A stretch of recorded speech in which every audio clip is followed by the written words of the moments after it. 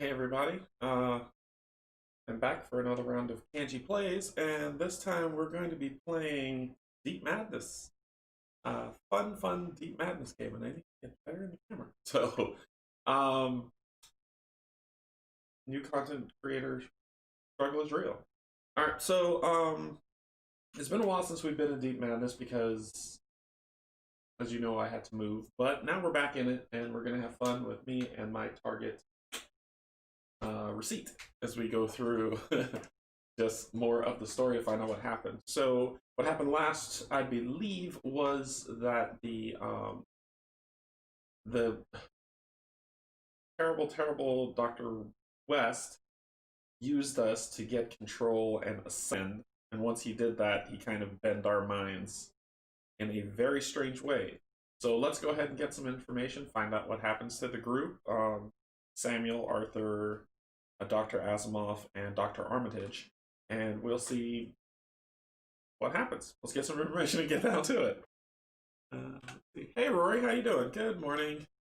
All right, so Deep Madness. Deep Madness was created by Roger Ho and published by Dimension Games with a large swath of artists working on it, and big shout outs to them because the art is just gorgeous on this game. I have some feedback on the gameplay, but the artists did a great job. Other than that, it's been really cool. I've enjoyed it. I don't know. So, yeah, down to the table, and this is our table setup, and you get to see my mouse. I'll move it off to the side a little bit, but this is our table that we're playing on. This is the board that we're dealing with, and I know I've taken some liberties in terms of keeping them with their equipment even after they lose because I'm treating it campaign style and I've lost. I think I've only won one scenario. Two? No, that one had issues. Yeah, two scenarios out of all the ones that we played, but I want to progress through the story so we're not just spinning on scenario after scenario. So, without further ado, let's go ahead and get into the story to find out what happens next. Alright, so my target receipt. And this one is called Chapter 5, Madness Within. Randy flicks on her flashlight and shines it around the room. The beam is almost... sorry, let me get my voice right. The beam is almost instantly devoured by the blackness, with just enough of it escaping to illuminate your faces. The rest of the world has been consumed by the Stygian night. It's so dark, she whispers, pressing closer to you.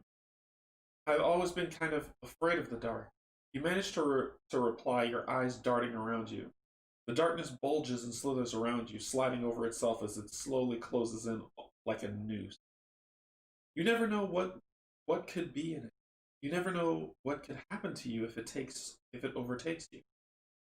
It grows so close, Randy whimpers, pressing against you. What if it's us?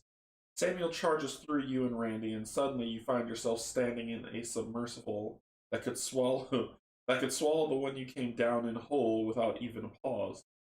Klaxons blare as water laps at your legs. Rodriguez, Samuel cries. Ferris, where are you? Where is everyone? You let us die, Captain Smith, replies a chorus of voices. You left us down here to drown. You abandoned us. No, Samuel cries. It's not true. I tried everything I could. Felicia runs through you. The house is burning. You hear screams all around you as flesh cooks. Mommy, Felicia cries. Daddy, save me. Arthur backs through you, clutching his head. You are now surrounded by hundreds of monstrous looming hands, each one pointing a finger accusingly at you. You're a failure, Waylon. The hands taunt. You're a cheat and a fraud. You're dirty, Waylon. You cut your way to the top, and now we're going to bury you at the bottom. Leave me alone, Arthur mutters. You don't know me? What? You're trying to tell me that you're so much cleaner than I am? Just leave me alone! Jared races through you, firing his pistol as he screams. A skittering wall of enormous, unbearable spiders is bearing down upon you. Each horrid beast has the face of a child or teenager, and each one has a pair of I don't know what the word this is. This is a word I don't know. Chillicry? Groping for you from between their stretched, slavering lips. You notice in horror that every bullet makes them bigger. Dr. Asimov backs through you, and everything disappears once more. Again, you are surrounded by inky black. But this time, it's different. There's nothing squirming in the dark. There's no floor beneath you. There is only void. It is just as I feared, he whispers. At the base of reality, there is truly nothing. No, Samuel says. You're wrong. Look! You see swirling electric mists emerging out of the emptiness like the churning space of the sphere you saw previously. And then you see those shapes gathering together, coalescing into something that fills your heart with cold terror. Its snake-like lower body whips and rides as two heads push up out of its vaguely human torso. This isn't real, Randy says. It can't be. At least, not yet. It looks pretty freaking real to me, Arthur yells back. Listen to me, Randy snaps. We've been living in our greatest fears and worst memories, and the whole time we've been feeding that. We have to fight this thing. And I think the only way we can do it is to help each other. That's the stupidest, Arthur begins, but Dr. Asimov cuts him off. I think young Miss Carter may be right, he says. In the least, does anyone else have any better ideas? A variety of arms sprout out of the torso, most linked together by leathery swaths of skin. You realize it's growing a cowl, or maybe wing. The nothingness begins to swirl around it like a whirlpool. What do we do, you ask? Close your eyes, everyone, Randy says. Reject this reality. Push back to our world. And then what, Dr. Armitage says? We'll fight our inner demons together, Randy says. So, cool. That's a good story. Good story. So we're trapped in the darkness and facing the horrors of our fears while it's fueling whatever this thing is being created. So, chapter overview. You have clawed your way out of your nightmares, only to find that your inner demons have crawled out with you. To make matters even worse, there is something else pursuing you. The madness within.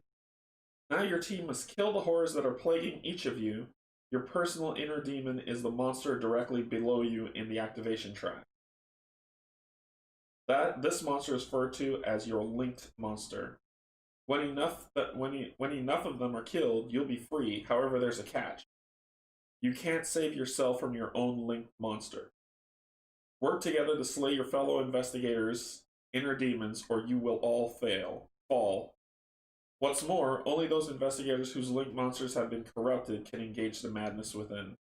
Now look at your demons in the face and fight. Okay, so I gotta get stuff. Okay, so let's do some shufflery.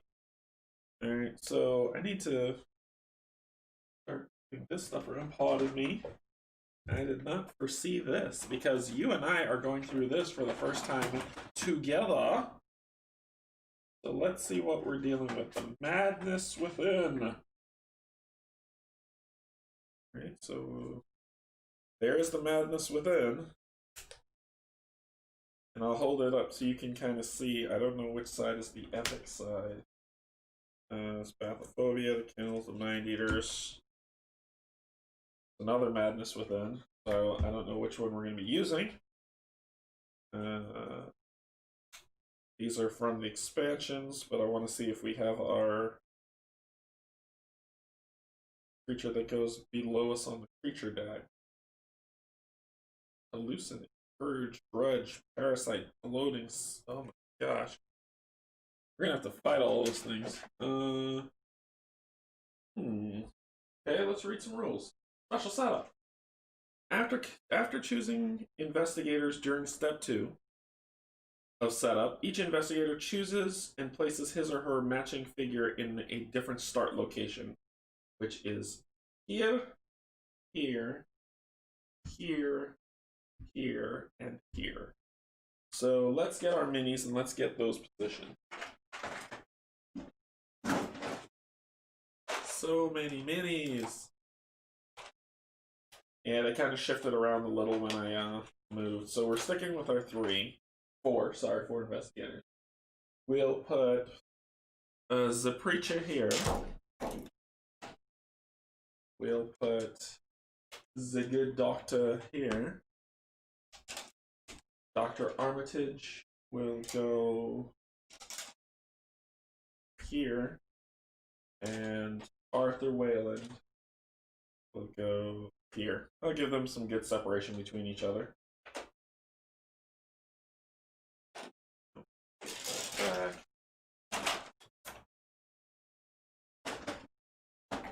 Alright.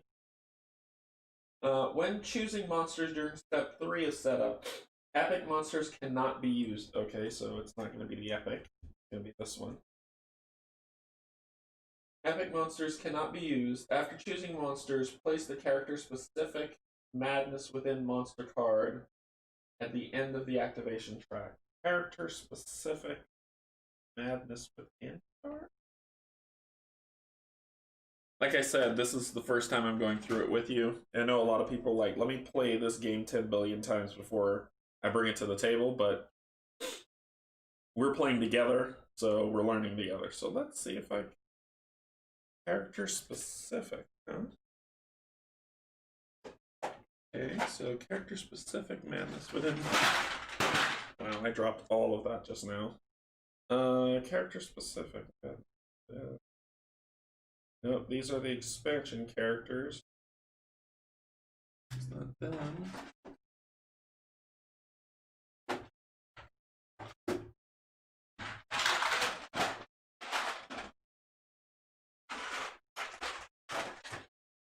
I don't know.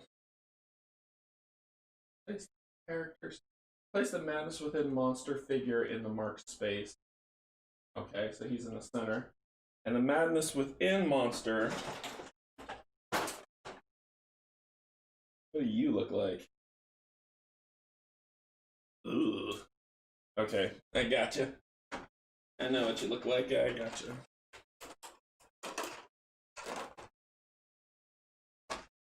Okie dokie. This is what it looks like. This is it. The Madness Within. Look at that guy. That's right.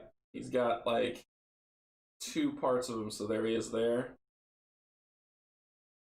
There he is. As you spin around and you see him. That's him.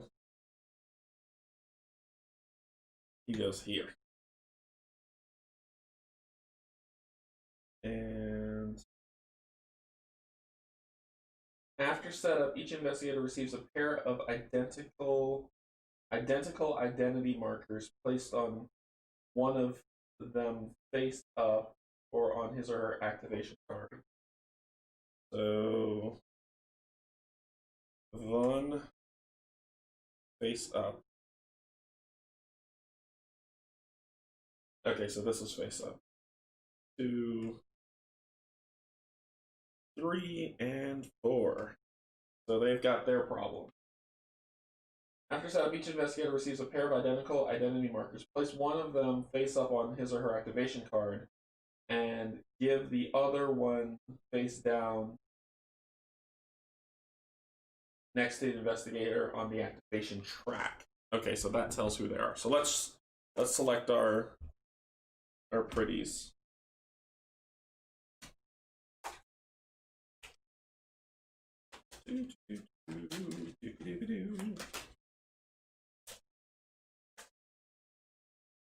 Choosing investigators. Each investigator chooses and plays his or her matching figure in starts phase. When choosing monsters during setup 3, epic monsters cannot be used. So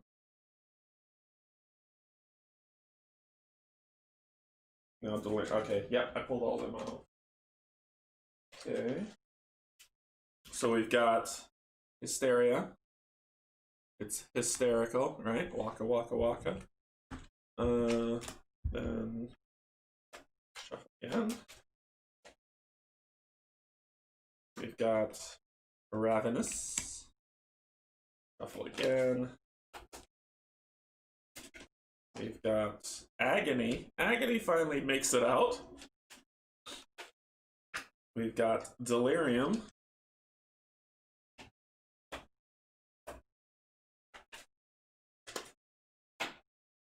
blind.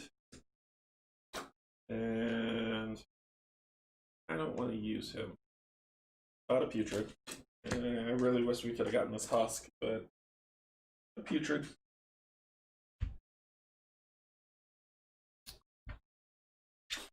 So those are ours.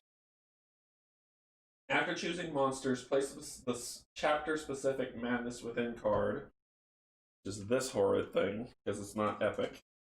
If you want to see what this thing looks like, look at that. Hey, Sakabra, what's going on? I see the floor above my table. Yeah, I am not a video great guy who does that. I just got what I got.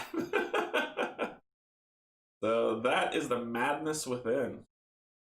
And it does some nasty, nasty stuff. Move. Madness Within moves one additional space for each madness token the nearest investigator has. Ooh. Special. Choose an investigator in the same space to take one wound, then spawn a linked monster of the chosen investigator in the same space. Yikes. So that's going to sting just like a smidge. Really gonna check. Alright, so we got that. Put this craziness back. Our investigators. I'm glad you can make it, Sakabra, man. Sakabra is a Twitch streamer that is awesome and does too many bones run throughs. He is teaching me how to play it, and he is just like the greatest guy ever. So sorry, you, Rory. all of you are the greatest ever. All right. Then we will find out who we're going with. Sam's gonna go first. Then nobody. Don't be another nobody. Oh, this is gonna be a rough game. Then Arthur. Then Dr. Armitage. And then Dr. Asimov. Then let's see. So I'm gonna do some explaining for people who are just joining who are like, what the heck? That's our turn order that I just set up. And we do kind of like this first in, first out type of deal. So Sam's gonna go first, then the Hysteria, Nobody, Ravenous, Nobody, Agony, Arthur, the Delirium, Felicia, the Blind, Roman, the Putrid, and then the Madness Within. And what ends up happening is at the end of the turn, these monsters stay where they are, but Sam is going to go to the back of the queue and push everything forward. What I'm shaking up right now, so I'm getting too many bones. Not this year, because I've got a lot. So I know one of my QM Logistics, Quartermaster Logistics, is currently shipping a game that I have been super excited to get. So I'm gonna be playing that, and then I will consider next year getting Too Many Bones, because everyone's telling me how wonderful it is. Everybody can't be wrong, so I'd like to try it out. Sam will get 2 extra actions. So when you play the game with 4 players, which is solo or actually 4 people, you can play up to 6. But when you play with 4 players, the 4 players get extra activations, and that's what I'm doing, because each one gets 3. Mine are coming up, Cloudspire, Kickstarter, but I paid extra shipping to get Undertow, LR, and Dart early. I would like to. I'm wondering. So, I guess question for you is, I'm a huge lore fan, right? My story's got to have lore in it. It's got to have progression. A campaign is what I love, right? You give me a campaign that I can run through. I'll play a game that doesn't have a campaign, and I'll love it. I'll enjoy it to death. It's just I won't come back to it, but I can come back to a campaign. Does that make sense? So does Too Many Bones have a campaign that I can kind of immerse myself in and completely enjoy? And if it does, I think it'll definitely be on the table. While we're doing setup, let me get the other markers, because I was supposed to get the other markers. I knocked this over, so this is everywhere. So, number 3 is Dr. Asimov. Number 2 is Arthur. Wow, this thing went flying everywhere.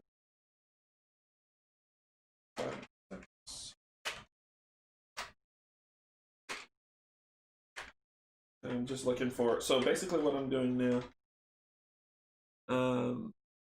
I have Cloud Spire coming in the next couple of months. I'm playing Undertow and Tyranny and absolutely love them. That's awesome. Yes, Tyranny. Undertow has included in one of the. Okay. That's awesome. Yeah, it's gonna be on my table, but not this year. I just moved. I'm getting ready to, shift around. I could let homeless Canje, that's homeless Kanji's problem. And just buy too many bones, but I think my time and homeless Kanji's problem are too closely related, too closely linked. And number 4, just her. Okay, there we go. That. This will go here. Monsters are there when I need them. I've selected the monsters. So I want to make sure I got this set up right, and then we'll get into it. Alright, so when choosing activation monsters, epic monsters cannot be used. After choosing monsters, place the character-specific Madness Within monster card at the end of the activation track. And I say character instead of chapter. Do not shuffle the Madness Within spawn card into the spawn deck. Place the monster there. After setup, each investigator receives a pair of identical. Place one of them face up on the activation card, and face down on the investigator, and the other one face down next to the investigator in the activation track. Okay. Okay. So we did that. Special rules. And I'm reading this without my glasses. I'm telling you, for the money, chip theory games, components are absolutely best quality. I believe you. Like, everyone says that. And when I say everyone, I mean all the YouTubers that have played Too Many Bones says the exact same thing, Rory.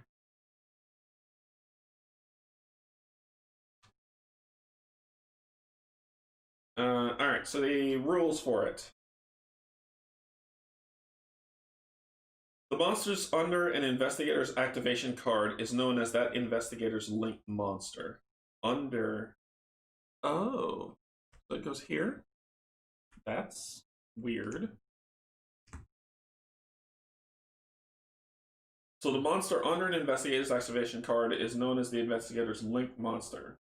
After an investigator kills another investigator's linked monster, if he or she holds the investigator's if he or she holds that investigator's face down identity card marker, place X success tokens on it, where X is equal to the killed monster's horror.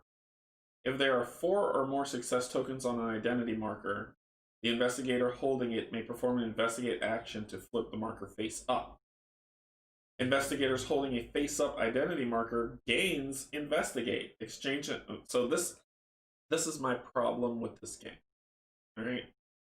And I'm sorry, people who love Deep Madness. It's beautiful. It's fun when you're playing it. These rules will drive me nuts. I'm sorry, they just do. So the last one was just crazy, but this one is insane. So basically, below on the activation, these are the linked monsters that are coming. So Sam cannot attack. He can't attack Hysterias, but he can attack everything else, right? So let's say how I'm interpreting this. So let's say Arthur attacks the Hysterias. Arthur will get the token, and he has to, per Hysteria that he kills, he gets a success token, which is 1, right? So let's say he kills a Hysteria, he gets that 1. The putreds are gonna be hard, but okay.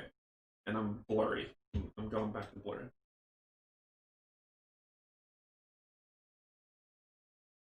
X is the equal to the monster's horror. If there are 4 or more success tokens on an identity marker, the investigator holding it may perform it. So here's where the rules get weird. After the investigator kills another investigator's linked monster, if he or she holds that investigator's face down identity marker, holds it, place X success tokens on it. X is equal to the killed monster's horror. This is their horror. 1, 1, 1, 1, 1, 2, 3. If there are 4 or more success tokens on identity marker, the investigator holding it may perform an investigate action to flip the marker face up. Investigators holding a face up identity marker gains investigate. Exchange identity markers with another investigator holding a face-up identity marker in your space. What? Why? Why is this complicated? To me, it means that they can't kill those monsters. I mean, they can, but it won't amount to anything. But they can't kill those monsters. Somebody else has to come kill your monster for you. And when you do that... When you do that, these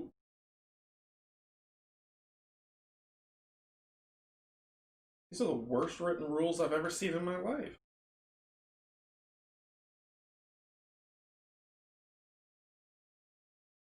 So it's like the last game. I see it already. It's annoying like the last game.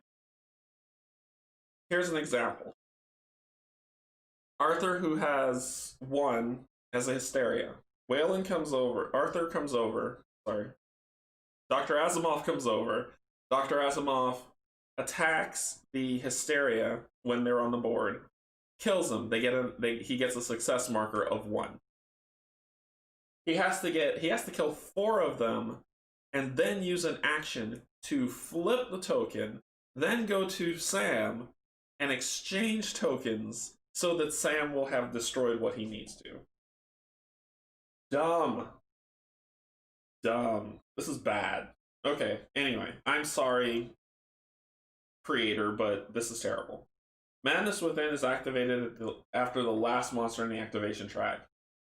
Only an investigator holding his or her own face-up identity marker is able to attack Madness Within cannot take more than 1 wound during an attack action. So it's basically immune until it's not.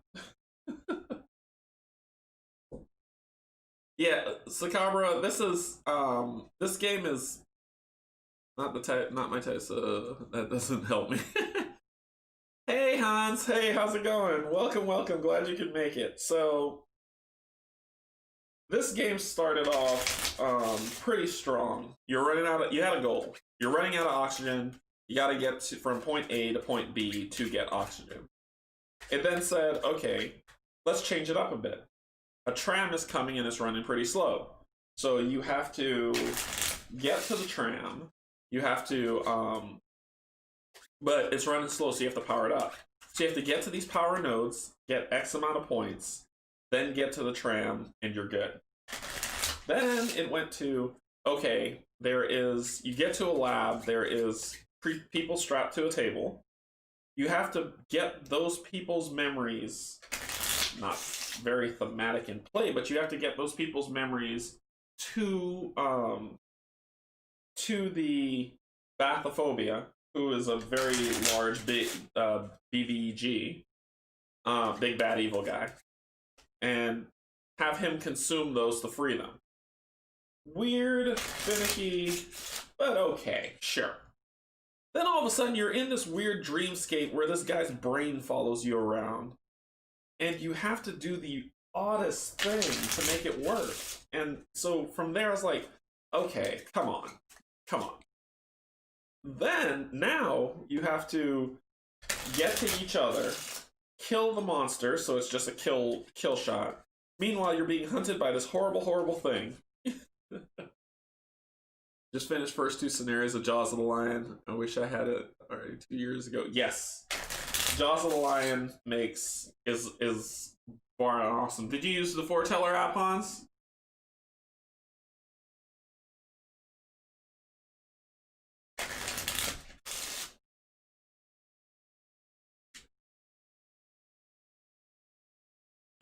Already 2 years ago.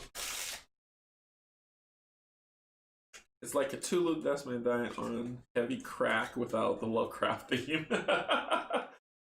It is. Cthulhu That May Die. I've only played the first story of it 3 times because I lost all 3 times, but I had a good time playing it. It was fun. And usually I'm doing my shuffle for shenanigans while we're talking to just kind of get everything where it needs to be. These are the devoured rooms. And these are not devoured rooms.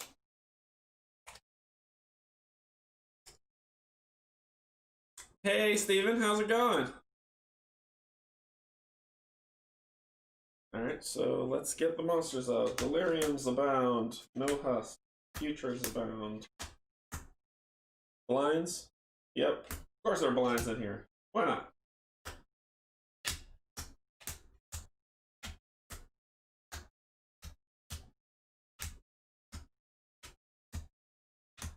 No twisteds. No new. Lots of agony. Alright, so these are the monster activation ones. So we'll put these back where they belong. Then we will shuffle for shenanigans.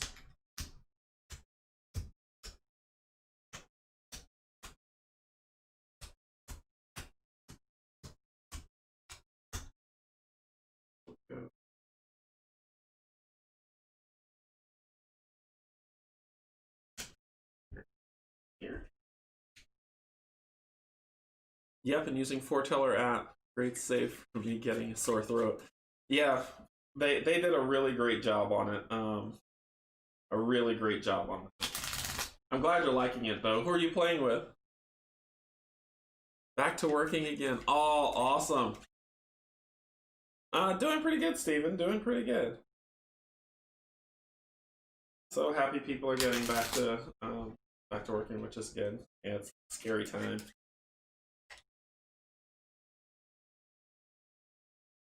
Hans, who are you using for Jaws of the Lion? What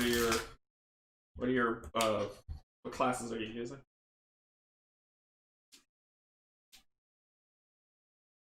I'm breaking out Jaws of the Lion as we speak. Awesome. Awesome. Alright, so this is our terrible track of terrible things that terribly happened to us. This is our activation marker. These are my glasses. So we're ready to go. Cool. So first we move here to start. Then we say a room falls into terrible gloom, which is 18. Of course it's 18. Why not? Why not 18? We'll put a terror track marker on there. Why not 18? Let's hope a monster shows up that he can do something about.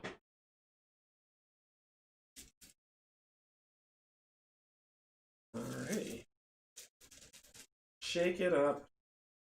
We're going to lose sanity if we stay in that space. So, for people joining who have never seen this game before, what I did was, let me do it and then I'll tell you.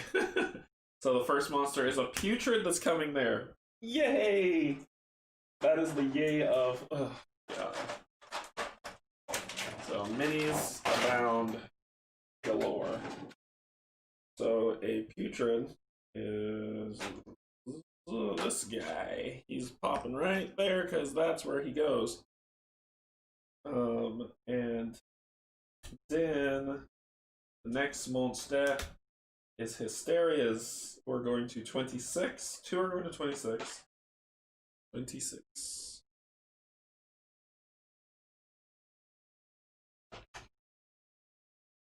And one is going to 28. And I'll explain all this to you. I know you're like, Angie, what are you doing, dude?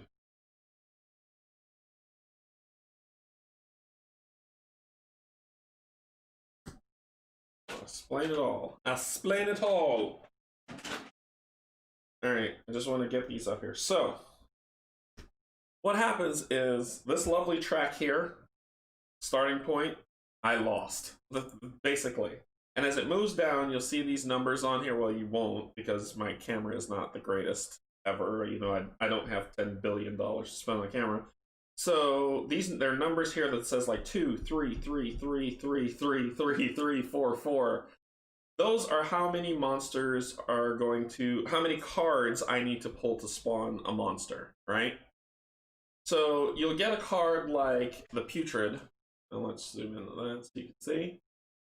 So you get a card like this that says you summon Shameless Playing in the back, Jaws of the Lion, a Canje stream, and football at once. So it sounds like a great start to a Sunday. I'm okay with that, Rory. Do it. All right, so here you see the when it pulls this, that it says Putrid. It shows the Putrid monster, and then it has this number at the bottom. That's how many appear at that location that has just been consumed by Gloom. Shameless plug. But sometimes you pull cards that look like this. And you'll say, oh, 3 of them spawn in the next space. But no, that's not true. 2 spawn in one space, and then you go to the next devoured space, and 1 spawns there. So you can have multiple monsters popping up and those spaces are these areas here on these cards. So this is what hasn't fallen into decay. These have been, and that's where monsters start popping up. So first was 18, which was the Putrid. Then 26, which was those, and then 28, which was the other one. And they spawn at these markers here. These lovely 3D markers that we'll be giving away with this game when I complete it. So, yeah, that's pretty much what happens. And as this moves down the track, more of the area falls in. Now, if all of them fall, you don't lose. You get boned everywhere you go, basically. Because for spaces that don't have this, so you see these lines here, for spaces that don't have this, have these little tokens. And these little tokens are awful. See, this one says I lose a defense die whenever I'm rolling defense. There's ones that say you gain madness. If you gain 3 madness, you get the pull from this deck. There's nothing good that comes from this deck. It's awful, it's terrible, it hurts, it makes me want to cry. But you pull from that deck and you deal with that problem. This is the equipment deck. I think I shuffled this one. I'll shuffle it again, just to be sure. No shenanigans. So this is the equipment deck. As an action, you can perform a search action. And this is one of those games where if a monster's there and you want to search, go for it. It doesn't matter. You know, it's not like you can't do anything when a monster's in your space. You're just kind of scrambling around looking for... Thematically, you're scrambling around looking for anything to help you. You draw 1 card, except for Arthur, he draws 3. But you draw 1 card, and you get it. You can only hold 4 items, so when you're at 4, you need to ditch something or keep it. This is the deck of good things. So we've already gone through that entire deck in the previous stream, so you know so I know the story of what's happening at Kadath.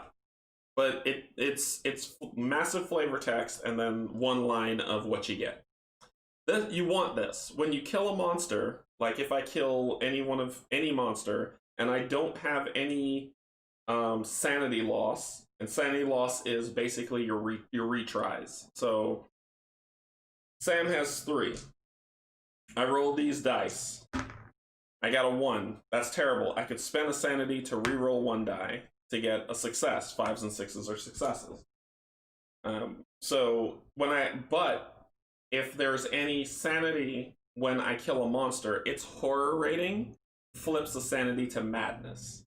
So if I say, Sam, I'm going to burn all 3, and I kill a Putrid, 2 of those sanity losses will flip to madness, and then 1 more madness, and I pull from that card. There are cards in this deck that lets you get rid of madness as well as that one. So these are your 2 good ones. That's the terrible, awful, no good deck of bad, horrible decision. Let's see. These spaces that you see here, where you see these like greenish markers, they are flooded. They are subdecks, they are flooded, you are in an underwater facility. You have breath. When you start going, anything you do, if you search while you're underwater, you use a breath. If you attack a monster, you lose a breath. If you move, you lose a breath. Anything you do underwater causes you to lose a breath. And as you're going down the track, you get down to where you're starting to drown. And as you start to drown, you have to roll dice to take damage. You roll dice to take damage. You roll 2 dice to take damage. You see, you're gasping for air, and then you die. That's the skull of doom and pain. So, when you swim, when you first dive in, you're at 6, you don't lose a breath, but as you do stuff after that, you start losing breaths. And yeah, that's pretty much the game. I've just explained a lot to you, and you're like, I still don't get it. Don't worry about it as I play through, because I'm that guy who, you can tell me the rules to a game 10 billion times, I'm not going to get it.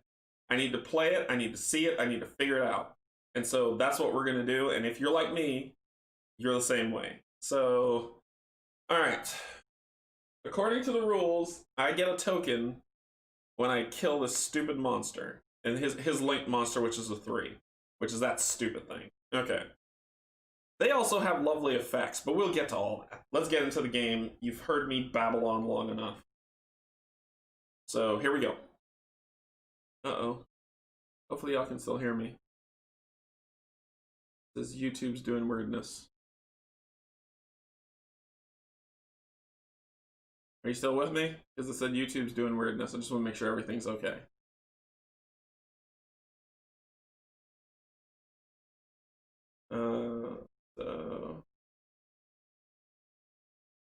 That breath mechanic is actually really cool from just the sound of it. I can hear you. Okay, cool. Yep. The breath mechanic is, there's a delay, usually, so that's why I was like, the breath mechanic is cool. I like the breath mechanic. I like the spawn mechanic because it's a little punishing, which, you know, punishing games are okay. Except for Dark Souls. Anyway, I think it's the rules that get me. The scenarios. That's the thing that bothers me. We've got a really good game with bad rules. Okay, so let's go. Sam goes first. Sam has 2 extra activations, so every investigator gets 3. So if you play a 6-player game, you only get 3, and you only get 3. Because I'm playing 4-player, I get these tokens, which is 2, 2, 1, 1, and we shuffle those up and give them out to extra activations. So this round, Sam has 3 plus 2, so he has 5 activations. So, Samo. He has this lovely weapon that he found a while back called the Javelin Launcher. Attack. You may exhaust sanity to deal extra damage using the Javelin Launcher. It has a range of 2 from where you are. I roll 4 dice. 3s or higher are successes, and it does 1 damage per success. Dr. Armitage is going to have to take some pain because I need to kill his, that stupid monster. And hopefully he can heal. He has 9 health, and he'll suffer 1 wound every single time the putrid hits hit. Alright, so Sam's going to shoot that thing, because, yeah, why not? Actually, he has a move. You may exhaust 1 sanity to ignore monsters' traps. Nope. Once per activation, you may move a non-epic monster or on the board 1 space towards you. Does not count as an action. Ooh.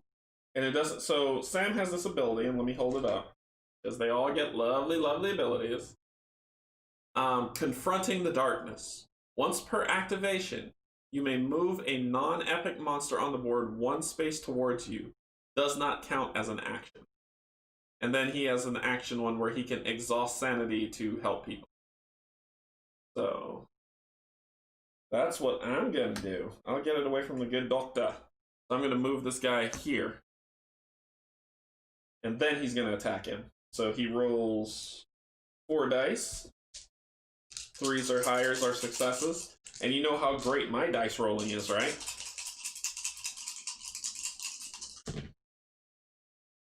So that is 2 successes, because 2 4s as his first action. So he does. It has 1. Let's do some monster intro. So you'll understand what these numbers mean. This is its attack, its range, its shielding, and its health. And this is how much you need to get away from it. And this is how it activates. So you don't have to draw any cards, it just does that stuff. So I got 2 successes, but it has 1 shield that it blocks with, so I only hit it once. So it takes 1 damage.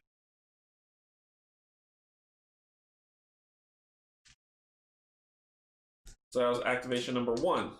I'ma shoot it again.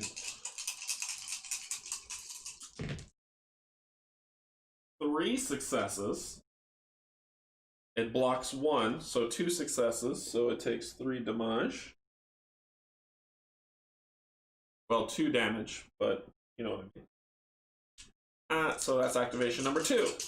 I'm gonna shoot it again.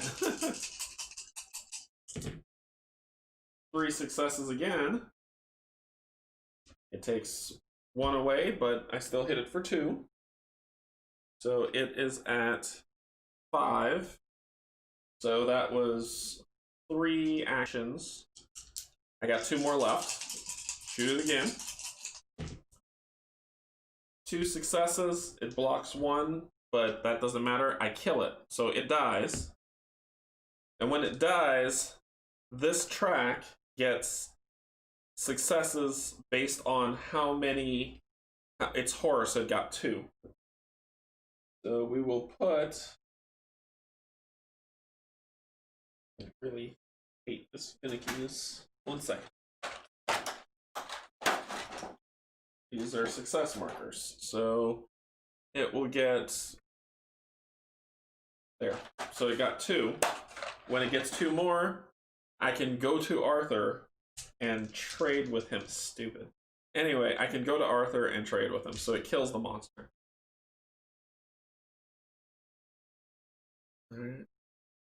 Looks fine over here. Europe, cool. YouTube acting crazy. Yeah. Alright, so then so he's did attack, attack, attack, attack. So he's got 1 more action. And with that action, he's gonna move 1. No, no. Yeah, no. That thing bothers me. Where does it go in the turn order? First, it goes next. Yeah, he's gonna search. And he finds a grappler. Attack. If all the die rolls results are successes results, you heal 1 madness. I roll 3 dice. 3s or greater are successes, and it does 1 damage. And it's a close range. It's a melee weapon. Thing about melee weapons: ranged weapons attack 1 creature. So you're shooting at 1 creature, unless the card says otherwise, like the shotgun. Melee, my successes I can split amongst all the creatures, so I'm just kind of like stabbing like crazy. So like Professor Asimov's scalpel, he rolls 2 dice where 4 or higher are successes. If I roll 2 successes and there's 2 monsters there, I can stab both. Whereas ranged, I can only shoot 1. Alright, so that ends his turn. Hysteria goes next. They have a special where if they're possessing somebody, they kind of suck the life force from them and hurt them. But no one's there. Then they have, they do 2 moves to the closest investigator. So 1, 2. That's why I didn't move there. And then they attack, which is try to possess, where I would have to roll defense to see if I can block it. This one. Oh, but they get to do it here. To Arthur. All of them activate, not just 1. So Arthur needs to try to get at least one success from these lovely red die, because I kind of went all in on the Kickstarter. Anyway, don't judge me. So one success will do this. Things seem better on my end. I had to close my app because the video seemed to show stream ended. Really? Weird. Oh, it looks like it messed up again.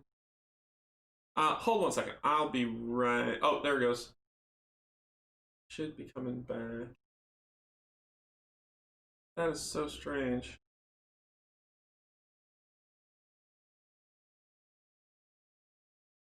If it glitches out, I'll be right back.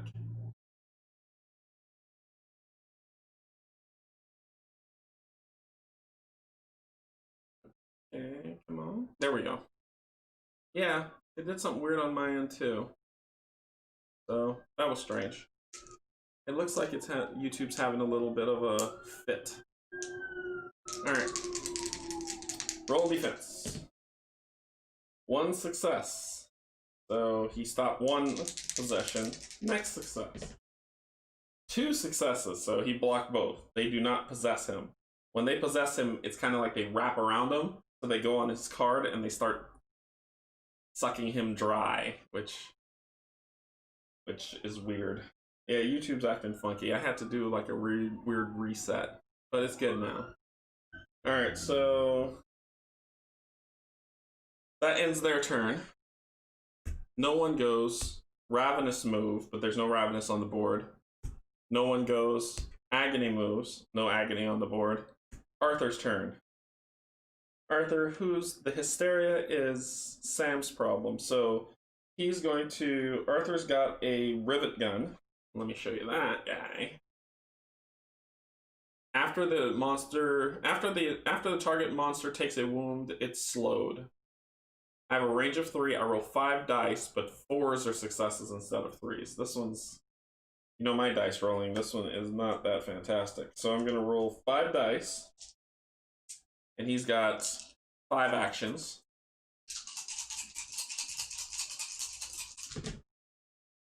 One, 2, 3. Do they have any shielding? Yes, they have 1. So they have 1 shielding, but they only have 2 health.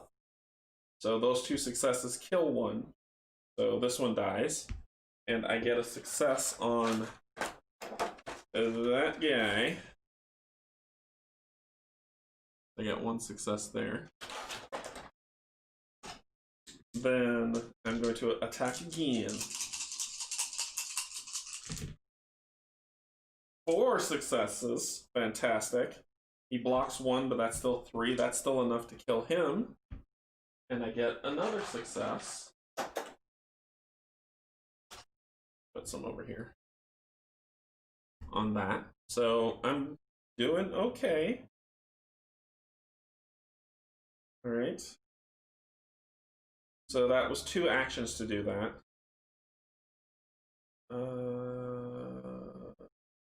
That would be bad. I need to get over towards Arthur, because he's the one that's going to be shooting those. Let's see. After an investigator kills another investigator, he or she pulls the investigator's face down identity marker. Okay, so you've got Arthur's, you hold it, and you kill the putrid, so you have Dr. Asimov. Okay, cool. Alright, so we've got that established. Arthur is then going to search. Now, Arthur's special ability says that when he searches, he draws 3 cards instead of 1. 3. And then he picks the 1. So 1, 2, 3. We have got, let's see what we've got. Yeah. The stimulus syringe. You may place 1 sanity token on this card at any time. Cannot disrupt an activation. If you do so, until your next activation, deal 1 additional damage when you attack. Discard this card when there are 3 sanity tokens on it. I've got the shotgun. choose a space within range. Instead of choosing a single monster, you may distribute damage among all the monsters. Remember I told you about the shotgun? Distance of 1, roll 3 dice, 5s or higher successes, and it does 2 damage. And then we've got the injection gun. Exhaust sanity to heal. He's going to take this injection gun. And it can also do damage. So Arthur gets the injection. And then we discard those ones there. I move some. Yeah, there's water. Okay, so that was 1, 2, 3. He's got 2 more to go. Staying far away from that thing. Let's go with Felicia. 4, 5. And that's his turn. Any deliriums in the house? Nope. Felicia's turn. Now, Felicia has the 1 token on here. You can see the 1. That means that she only activates once. Oh, not once, sorry. She only activates 4 times instead of 5. So she has her base 3 plus 1, 4. So she'll go 4. We need to get them together. So she will...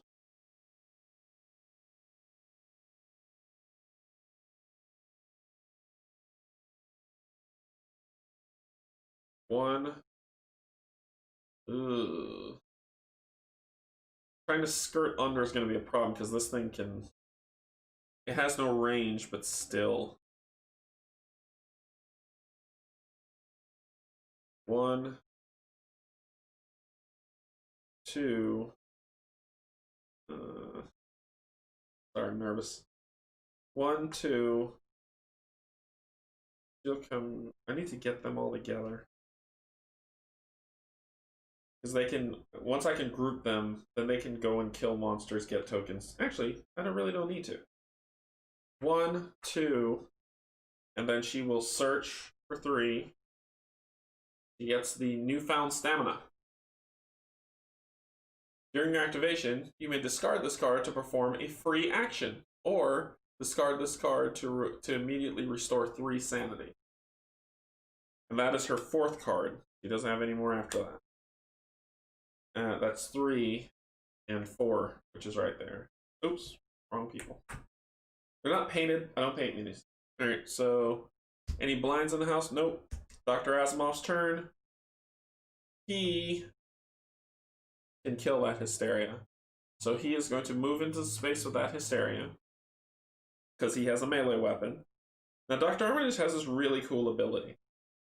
Any monster he attacks, their shielding is reduced by 1. So he is going to roll 2 dice. On a 4 or higher, he just hits this monster. He just has to hit it twice. I got 1, 4, and usually the hysteria would block it because it's shielded, but because of him, it doesn't block it, so it takes 1 damage.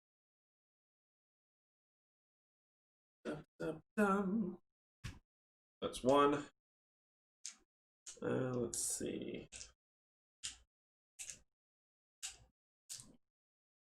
So only that investigator kill the monster? After an investigator kills another investigator's like monster, she holds the investigator's face-up token. If there are 4 or more success tokens on an identity, the investigator holding it may perform an investigate. I'm just going to believe that, and people can correct me. 5, which is another success, which is 2. So that monster is dead, and I get an activation. I mean a success there. So that's 2 actions of the 4. Then he will search for a better weapon. 3. He got a healing syringe.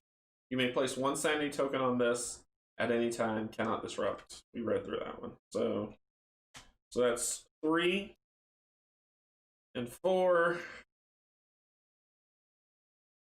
He'll go here. And that ends his turn. Putrid's turn. We already killed it. It's already dead. Madness Within's turn. Move. Madness Within moves 1 additional space for each madness near on any investigator. None of them have madness. So it's going to move to the closest investigator, which 2, 3. 1, 2, 3. Pick on Felicia. That is how Dr. Armitage. That is how horror movies work. Choose an investigator in the same space to take one move. So it's not in the same space with them, but that's where it's going to move. So it moves one and tries to do it special. That's it. This stupid monster has 3 shielding. So Dr. Asimov's job is to knock that shielding out. And his ability is that during his activation, he can exhaust sanity to mark a non-epic monster. That monster's resistance is reduced by 1. It's non-epic. And it is the non-epic version of what's there, because it's their problems. So he can spend that monster's reduced by 1 for each marker it takes. Take back the markers after the monster is removed. This ability does not count as an action, and you may use it multiple times. So he can basically burn down that thing's health, and then we wipe the floor with it.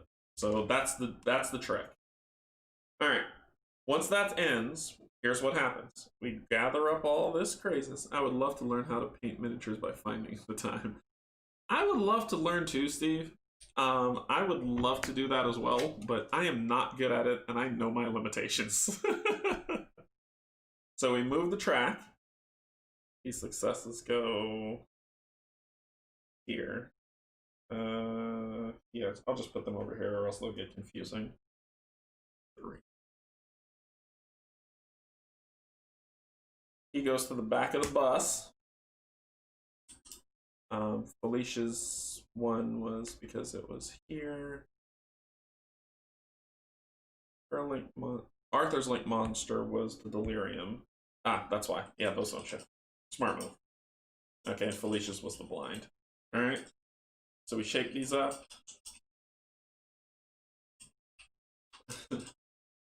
Let's see. Arthur gets 1 extra activation. Felicia gets 2. Cool. Roman gets 2, and Sam gets 1. Okay. That's that. Back here. Then we move the activation track. 2, 3. Do this one, which means a new room falls into gloom. Number 25. Room number 25, this one. Flip it to its gloom side. We get to choose which side gets the spawn marker. They're not that close together. I'll put it here. I don't care. And then the other side gets a terrible, terrible thing from this horrid bag of death. Okay, so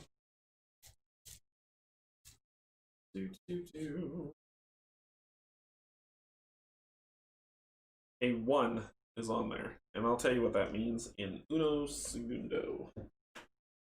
So back of this turn order sheet tells you what all of it means. A 1 is if you end your activation on this space, spawn a monster with a horror of at least 1 in your space. Yeah, we don't want to do that. Okay, so then we spawn 3 monsters this time, so we pull 3 cards. We pull 3 cards this time.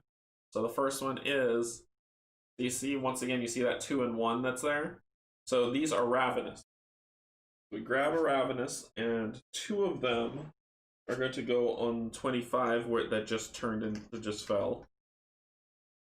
And 1 of them is going to go on number 2.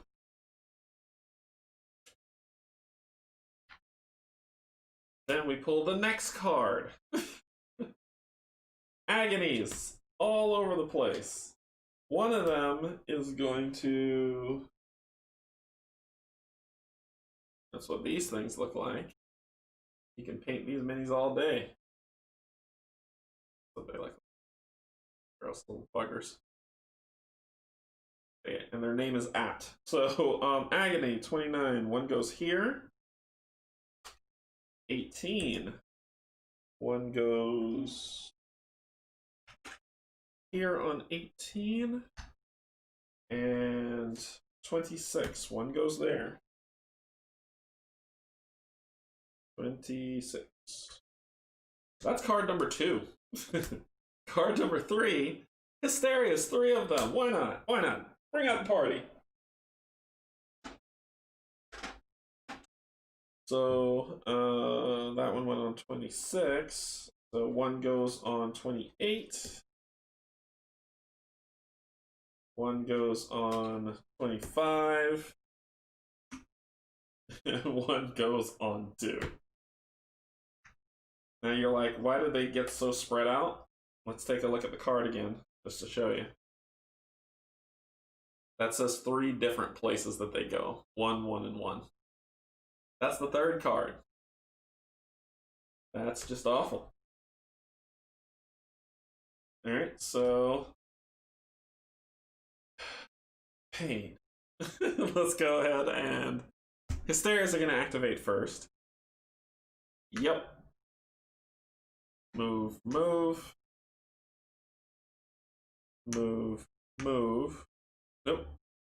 Move, move. Sorry, they move. Always move towards the investigator. The pain rule is true here too. So one of them engaged Felicia, and it's going to try to possess her. She failed. She rolled a 1 and a 2. So you take this lovely thing and you put it on her card. When it comes around to their turn again, if it's still on her, it automatically damages her. Nope, that's only when they attack. That's when they attack. Alright, so let's deal with problems. Next up, nobody goes. Then the Ravenous goes, and they have move, move, attack. Oh yeah, oh yeah. Oh wait, one was engaged with him too. Sorry, Hysteria was engaged with him as well. He has 1 success, which is a 6, so he doesn't get possessed. Ravenous gets to choose who gets to beat up, and I'm gonna go with odds evens. Hey, it's time for her to get picked on. So 1, 2. 1, 2. Yep. So she's gonna get picked on. It's going to attack her and try to do 1 damage to her. The target investigator gains resistance -1, so I can only roll 1 die when they attack me. And it's a success. Awesome. I take no damage. Okay. That ends their turn. Arthur's turn with only 4 activation. Arthur's here. Arthur's got the rivet gun. 1, 2. Time to shoot with the rivet gun. 5 dice. 4s are higher. I got 3 4s. It dies. So it dies.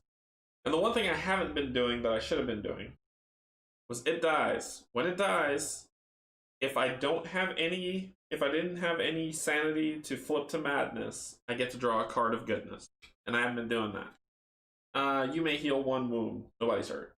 And as you can see, let me just show you the card just for people who are just joining. There is the flavor text. This is all flavor text to tell you the story of what happened down here. And then you see that 1 line at the bottom? That's just what you get from it. So, I won't go through the whole story because I went through it like a bunch of times and we've gone through the entire deck. Dr. West is a terrible, terrible man. Just know that. And I want to kill him. Alright, so that was 3. So 1, 2, 3 to shoot. And she's possessed, so it's going to shoot that monster on her.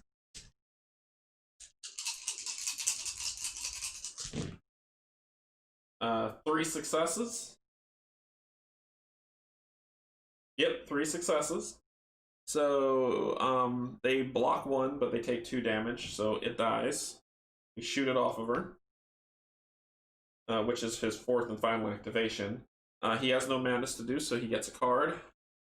You may draw 1 search card. The injection gun. Okay. You'll take that.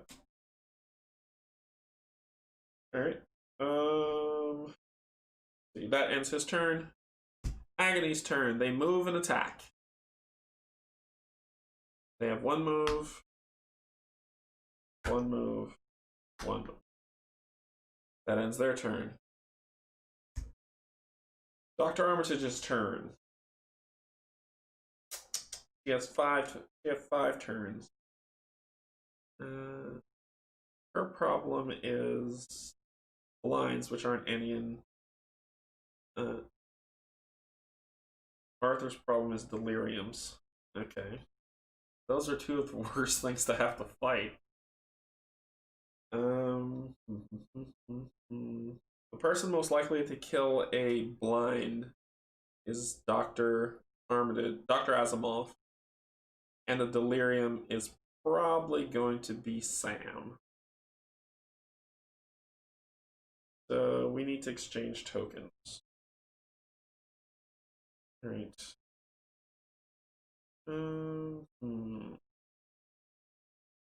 All right, Dr. Armitage, Felicia, if you will. Let's see what we can do. Felicia, you have an SMG. Okay, we're gonna do that. She has an SMG. She rolls 5 dice. 5s are higher successes, but she has this helmet that she's gonna use that makes 4 successes as well. So 4s, 5s, and 6s. 2.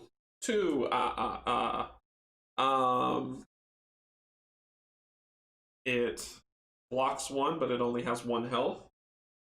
So it dies. Gets a card. You may heal 1 madness. Don't have a madness to heal. Do you see how the cards help late game? So that was action number 1. And I'll have to roll to keep that sedative mass there.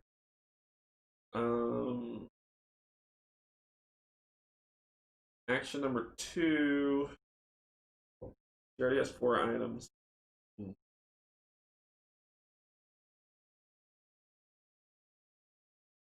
2. She's gone into the drink. 3. 4. And that's where she'll stop. At the end of the round, it's like a refresh so she gets her breath back. But that's where she'll stop. So that's 4. Delirium's turn, none of them there. Dr. Asimov's turn. He is going to turn and attack that thing. Rolling 2 dice. Reduce 4s or higher.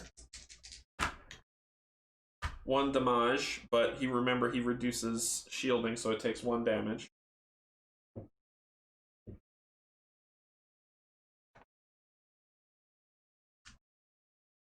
Then he's going to attack it again. That's a failure. Horrible, horrible failure. So that's 2 actions. You can do it again. There we go. He kills it. I don't want to burn because that thing moves by crazy. So you heal 1 wound. He's not wounded.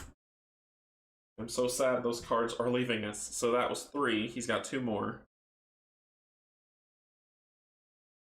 Oh, and that was a thingamadoo. That was a thingamadoo hickey. That was a thingamadoo hickey. So that goes there. Oh, nope. It goes here. So that's 4. It's 4 in hysteria. So once Arthur gets to Sam, he could trade. And Sam can now kill that thing. So Arthur has, so that's 3 he did. 4, and then he's going to attack that creature. 1 success. He knocks down that creature's shield. So 1 damage is all he had to do to kill it. And he gets a lovely card. You may heal 1 madness. Awesome. That ends his turn. Blinds, no blinds on there. Sam's turn. Sam has 4.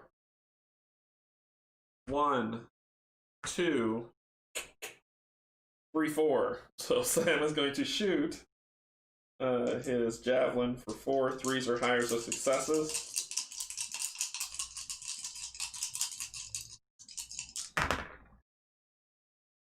Wow, that was terrible.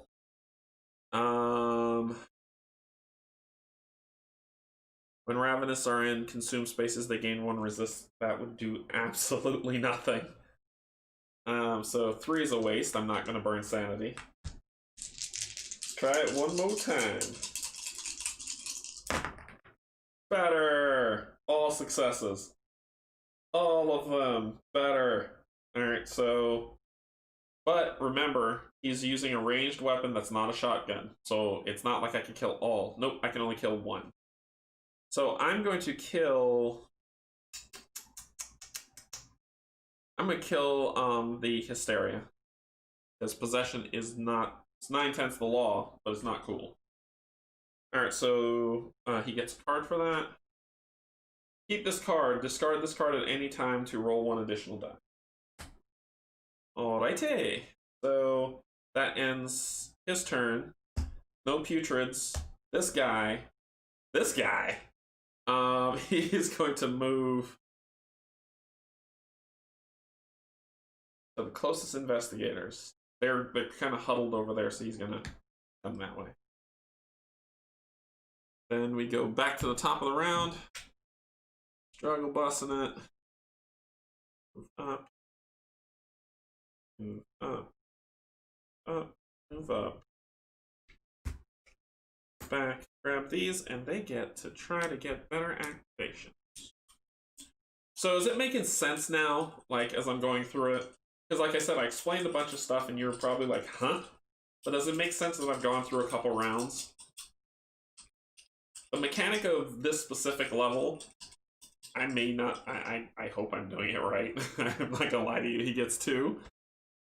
Because the rules are terribly explained, but we'll make 2. We'll make 1, 2, and 1. 2 2s, 2 1s, 2 2. Alright. So back at the top. This is gonna move, so it moves to green. Let's see what happens when it lands on a green square. Each investigator rolls the die of death, which is this thing. If I roll a heart, discard a success token from the face down identity marker held by the investigator. Cool. So you. Yep. So that goes away. You. Nope. Nope. Nope. Awesome. So, Arthur's with putreds, so he has to. Awesome. Putreds galore. Okay, so let's see what we're dealing with. Number 3. Sorry, Dr. Asimov was putrid. Okay, so because there's no red here, it was green. No places get devoured, but we still have to summon 3 monsters. So, 1, 3 ravenous appear at number 29. Luckily, I've got 1 here, and a box full of them over here appear at 29. Next, 1 hysteria appears at 18. They're hysterical. And 1 and 2 hysterias appear at 26.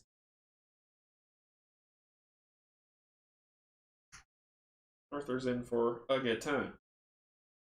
Then, finally, my final card of draw. A delirium! A wild delirium appears at 28.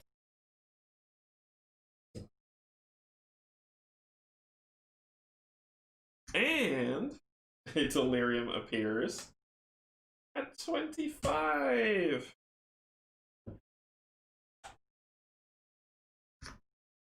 That's my 3 cards. Okie dokie. Alright. Let's see what else we got. Everybody still with me? Cool. Cool. Alright, so then we go back to our turn order. Hysterias go first. Special. Nobody's possessed. Move. Move. And then it's going to try to possess Ul Arthur. He has one success, so he doesn't get possessed. Thank the maker. Alright, so that ends their turn. Arthur's turn. Yeah, Arthur's gonna shoot to kill. So he rolls 5 dice. 4s or higher are successes.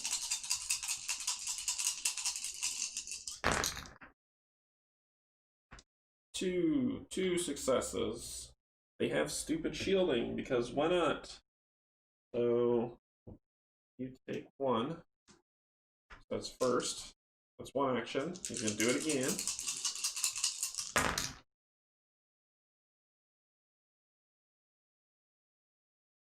One success. Yep, 1 success, which they would completely block. I can use sanity, and people say to use sanity. The problem is that thing. It's going to move 2 times if I do that. So I just got to deal. So that's 2. 2 successes. That's enough to kill this thing.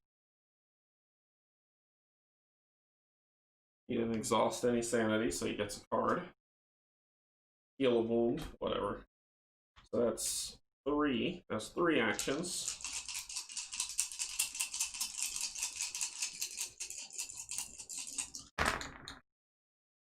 Four actions, dealing 1 damage. And finally a 5th. Where was this card? I mean that roll. Dead, draws a card. You may heal 1 madness. Nope. I shuffled this deck, I swear. So that ends his turn. Ravenous get to go. Move. Move, move. They attack. I roll 1 less. So we'll split them up, 1 for Dr. Armitage and 1 for Sam. Sam takes a damage. Dr. Armitage takes a damage. Alrighty. Then that ends their turn. Felicia's turn. Dr. Armitage is going to...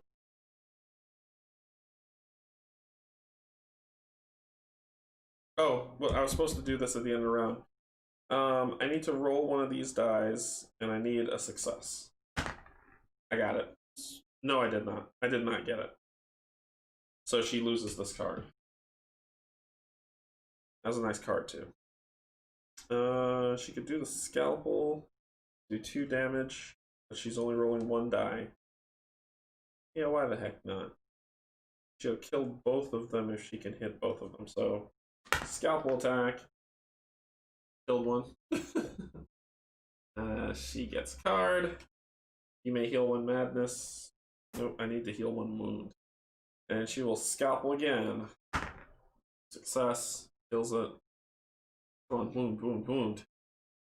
Keep this card, discard to roll an additional die. She could do that now because she has 4 cards total now. So that was 2 actions. Nobody owns the Ravenous.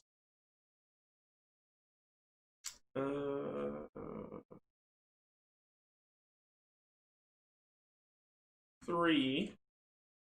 And then she's going to...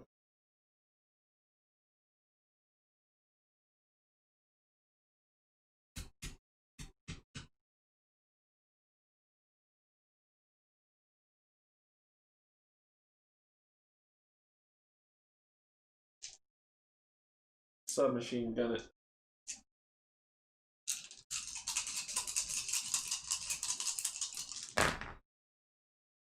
1, 2 successes. It takes 1 damage because it blocks the other one.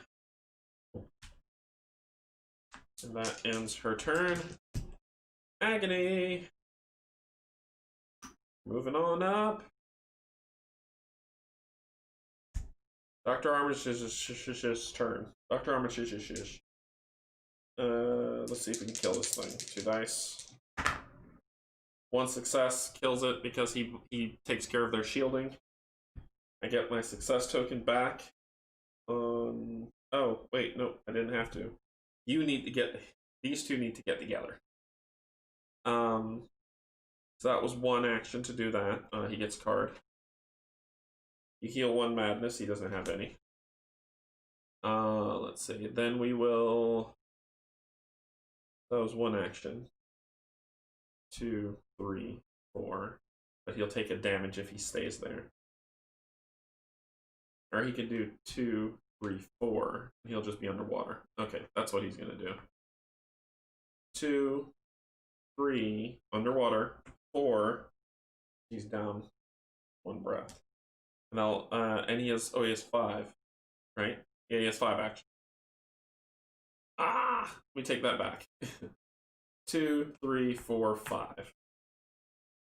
To put him back to full breath. What do you need, Doctor? You need Sam to do some work on some putreds. Okay.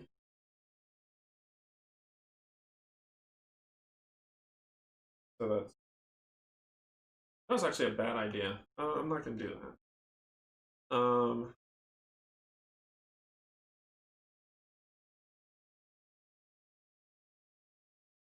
don't know what to do.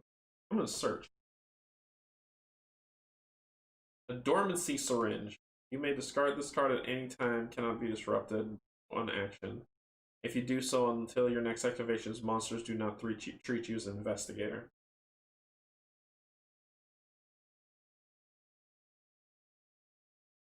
It says, cannot disrupt an action. If you do so until your next activations, monsters do not. So I can use this as an action to do something. So he's used 2 of the 5. He's got 3 more to go. 3.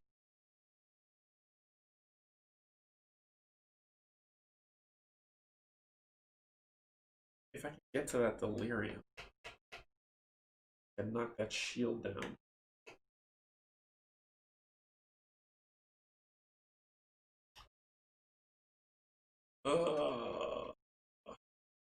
Puts himself in a bad position.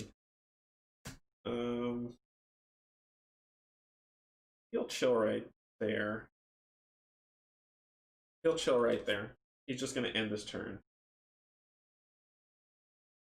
Deliriums go. They have range. And they move 1. They have a range of 1. So that thing does. Choose an investigator at a location in range. And make them roll this horrible dice. Yep, didn't get it. So I don't get moved to the delirium space. An investigator must take 1 wound for each delirium in the same space before performing a move action. Okay, so it attacks. It's going to attack Sam. And Sam gets to roll 2 of these lovely dice to block 2 incoming damage. Sam takes 2 damage. Ugh. Felicia can heal him. But we need to get to that. So that's that only delirium. Sam's turn. Lock and load. Sam's going 4 on. Need to go Canje. See you later. See you, Hans. Sam is going to lock and load. Fire away, and he's going to burn this card to discard to roll 1 additional die. Make it 5. 3s are my successes, people. 3s. 4 successes. That is right. It has 1 shielding. 3. It hits it for 3. It dies. There is... Can you hold more than 1 marker? If after an investigator kills another investigator's linked monster, he or she holds that investigator's face down identity.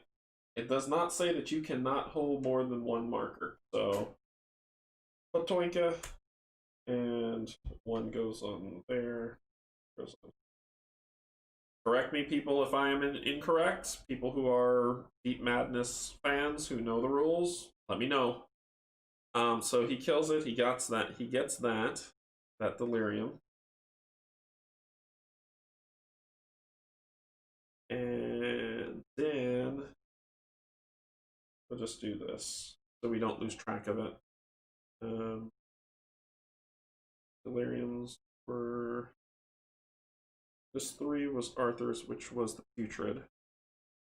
The deliriums were 2, which is 1, and this has all the goodness on it. All right, so because I'm going to lose track of it over time. Okay, so I know Arthur has it, so that can work. Where was I? Sam shot away, killed that thing. So that was action number 1. This thing has 2 range, so 1, 2. Action number 2, lock and load. 4 dice.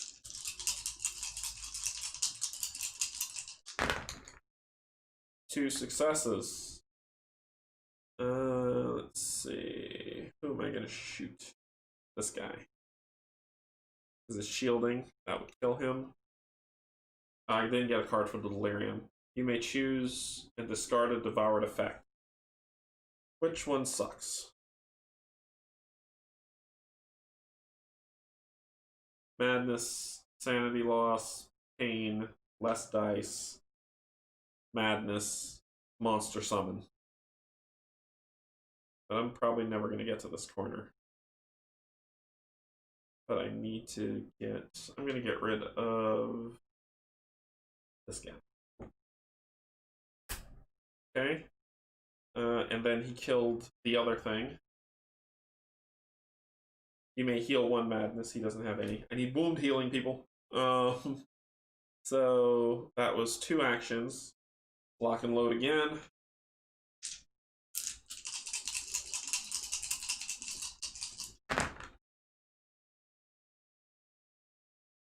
Threes are successes for him. So all successful, 4 damage. Bloom. Get rid of this thing. Success goes on. Hit again. It's hard. You may immediately perform a free action. Sweet. So he has 2 actions left. Lock and load. Let's thin the herd. 3. It kills this because they have 1. When they're on the devour space, they have 1 shielding, but they have 2 health. So kill 1 of those. Keep this card, discard to roll an additional die. And then his final one. Like I said, thin the herd. 2 successes. It'd only do 1 damage to 1 of them. So 1 of them takes... I'll give it to you. Okay. So that's all his turn. Blind's turn. There are no blinds. Nobody goes. There are no putrids. Madness moves 1. Doesn't have a range. It can't do its special, so... Cool. That ends its turn. He's up. Arthur, Alicia. Blank. Blank. Blank. Shuffle, shuffle. Shuffle, shuffle, fun time. Alright, shake it up. Arthur gets 2. That's good. I need to get to Sam. Next up, Alicia gets 1, because Sam's going to kill that thing if he can. Next up, Asimov gets 2, and Sam gets 1. We move down the lovely track of something new getting devoured.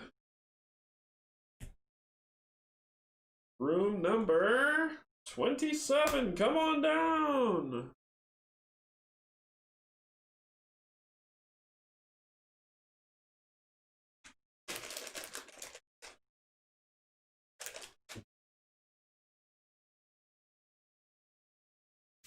And we shake it up. You are our next contestant on slowed if you stay in that space. Slowed means when you're slowed, it means it's an action burn. You cannot move without spending an action to get rid of slowed, and then you can spend another action to move. Weakened means you can't attack. You have to spend an action to get rid of weakened, and then you can attack with another action. So they are action burners. 3 cards of pain coming up. 2 delirium on number 27.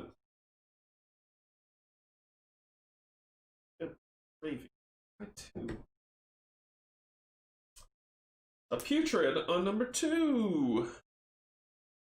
You're on here somewhere because I killed one of you. There you are.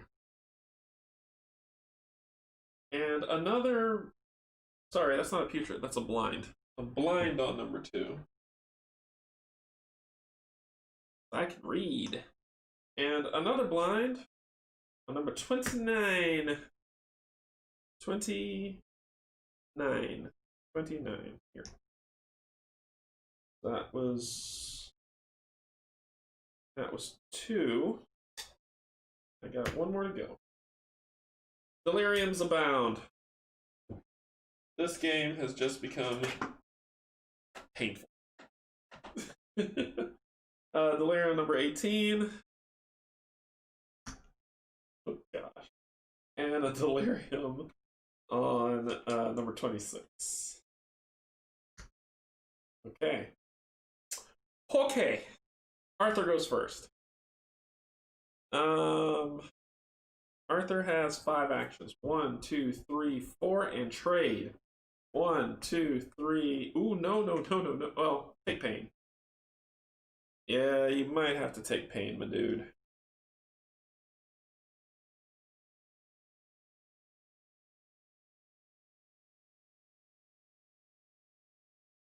Yeah. We can actually. Nope. It's gonna work. 1, 2, 3, 4. Which he would have gotten his breath back for going underwater. 5 to trade. So he's giving Arthur this nonsense, which is the where is it? You gain investigate. Exchange identity markers with another investigator holding a face-up identity marker in your space. There we go. Now Sam can attack that stupid thing.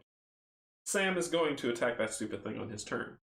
So that's 5. He's done. Hysteria's done there. Felicia.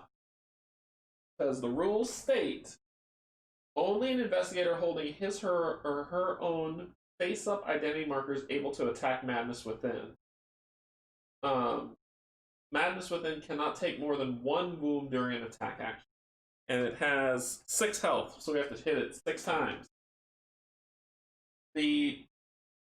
All investigators holding their own face-up identity markers and Madness Within has been killed. That's our win scenario. Okay, so that ends Arthur. He'll just have to deal with punishment. And the rest of you go fight deliriums and blinds. Arthur, Sam's job is to kill that thing. And Sam has 4 turns this round. 1 damage per attack. Action. So he's going to spend just trying to... Ooh. Okay, so... His ability is in the same space. During your activation, you may exhaust 1 sanity to mark a non-epic monster. That monster's resistance is reduced by 1 for each marker it has. Take back the markers after the monster is removed. Cool. Felicia's turn. Felicia is going to do 1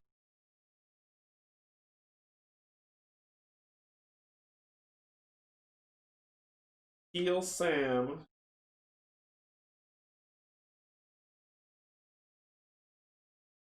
Heal 1 wound from an investigator. So heal Sam 1, 2.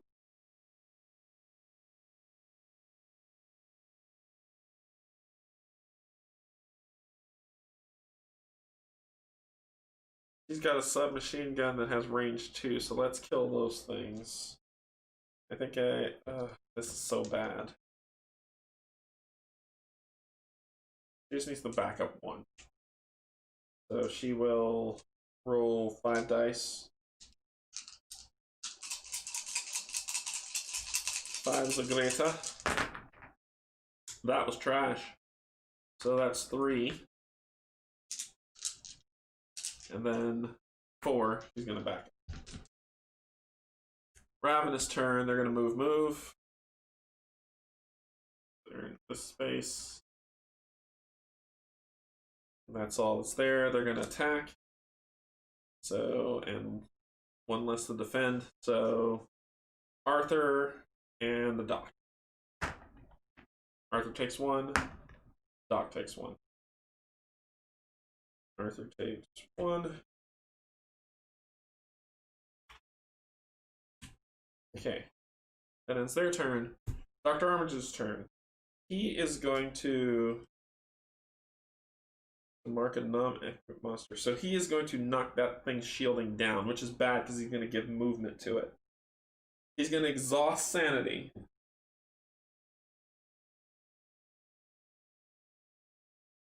Because it says that they can't attack it until. But this isn't attacking it, this is reducing it. So he's going to use three actions. He's going to use 3 actions to exhaust this thing shielding down to 0. So now it just has 6 health. So its shielding has been reduced completely. Then he's going to turn around and attack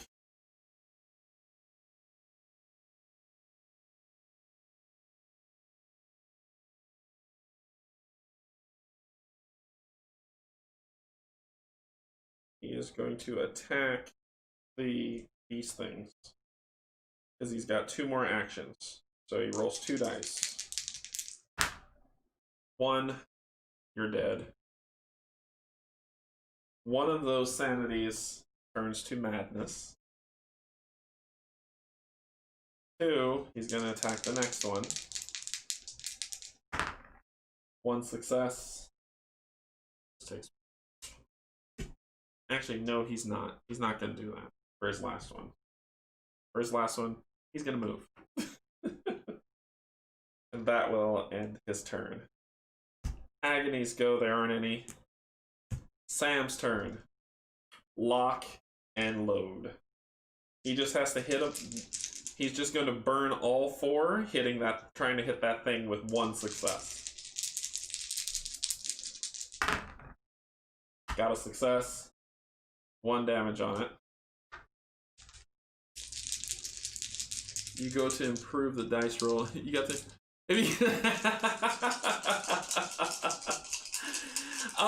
Which also scares me, Rory, about Too Many Bones. It's dice rolling. I'm not good at it. Oh goodness, did this thing get wonky again?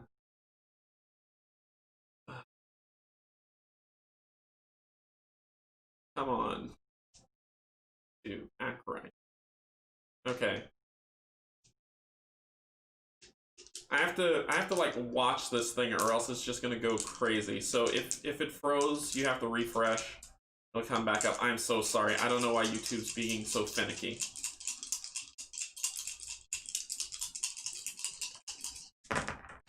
One success. That's 2 damage on it.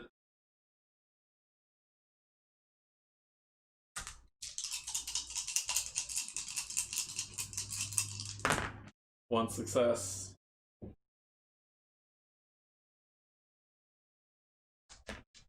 And we are going to see if we can hit it for 4. And I apologize if YouTube's just being really wonky with what I got. 1 success. Perfect.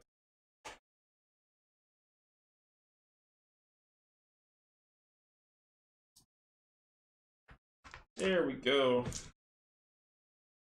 And then Sam's turn. Delirium time. Move. Special. Nope. Move. Move. Okay, so then it's going to attack. Block 1 took a damage. That will be 11.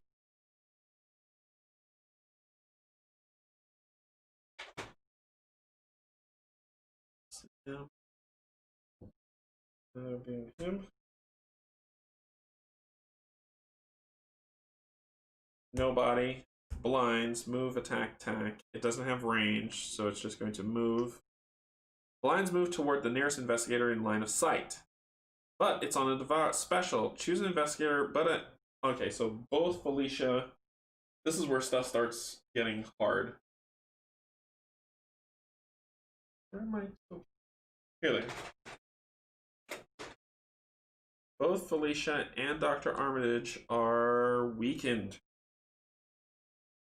That's not good. These one starts getting closer. No putreds. Okay, here we go. So now you get to see it do stuff. It has no shielding. Thank goodness. So it moves here. Moves 1 additional space for each madness token the nearest investigator has. He has 1. So, but it got where it wanted to. Then it does a special. Choose an investigator in the same space to take 1 wound. Okay. That is going to be Sam. Then spawn a link monster of the chosen investigator in the same space, and Sam's are these guys. So there we go. And top of the round. Ooh-wee.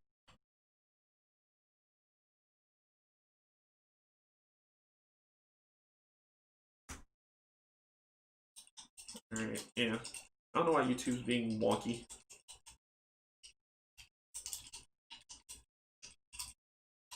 Alrighty, so we've got Leisha. We have Dr. Asimov. We've got Sam, and we've got Arthur at the back of the pack. Felicia's going to go first, but before Felicia goes, Pain. Pain. Number 3, where everyone is falls into problems. So they were on that side. He was on this side. You. Here. Grab this thing. Flip it. Flip it.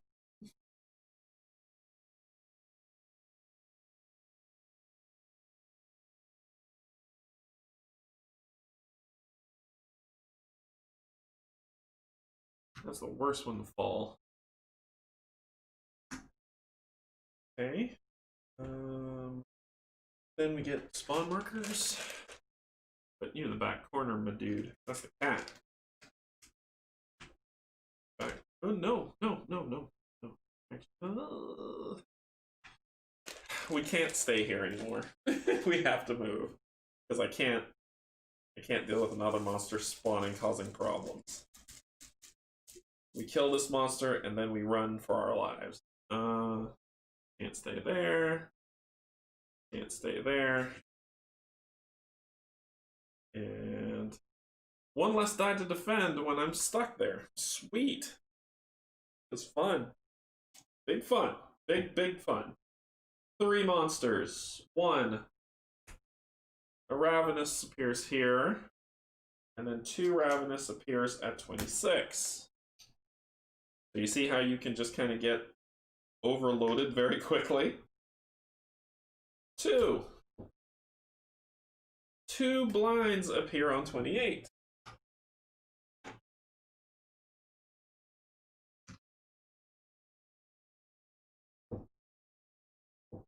And 2 agonies appear at 25. And 1 agony appears at 27.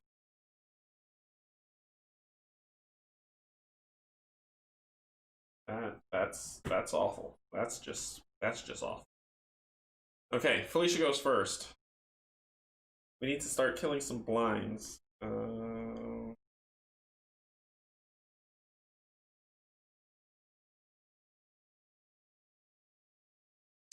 Felicia is going to, she has 4 actions. We need to get out of here.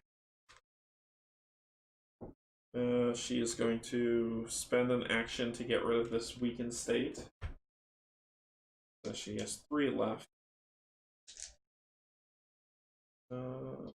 Scalpel on a blind. A blind has 2 shielding. Ooh, she's going to spend this card to roll an additional die. So she's at 6 dice. I need a 5 or higher to be worth a damn. Oh, why such bad rolls? That does nothing whatsoever to anyone, anywhere. Wow. Bad dice roll. She is going to, so that's 1, 2.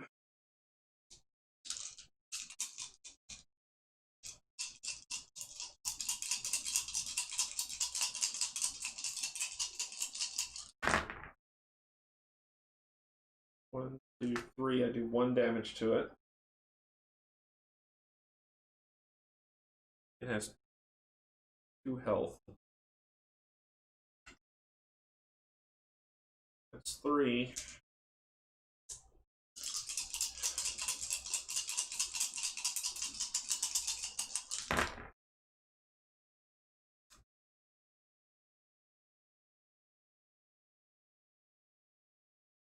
I'm gonna do it. I'm gonna do it. Reroll. Yes! I kill it. Oh my gosh. And that flips from that to a madness. But we kill one. Felicia. Oh, it's her own token. Darn it. She gets success. Somebody else has to kill it. And then she's gonna burn this to do a free activation. Where she's going to move and jump in the drink. That will end her turn. Hysteria's turn. It's going to try to wrap itself around Sam. He success, so nope. Dr. Asimov's turn.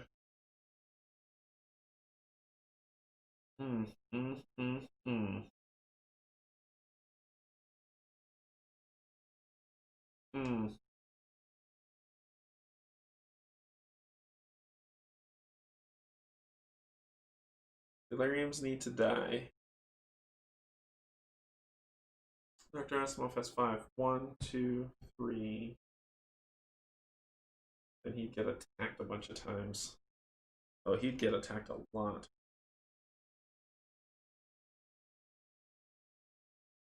He could go help his friends. Clear the Ravenous. Who's going next? He's going to come in here. Then he's going to attack that Ravenous.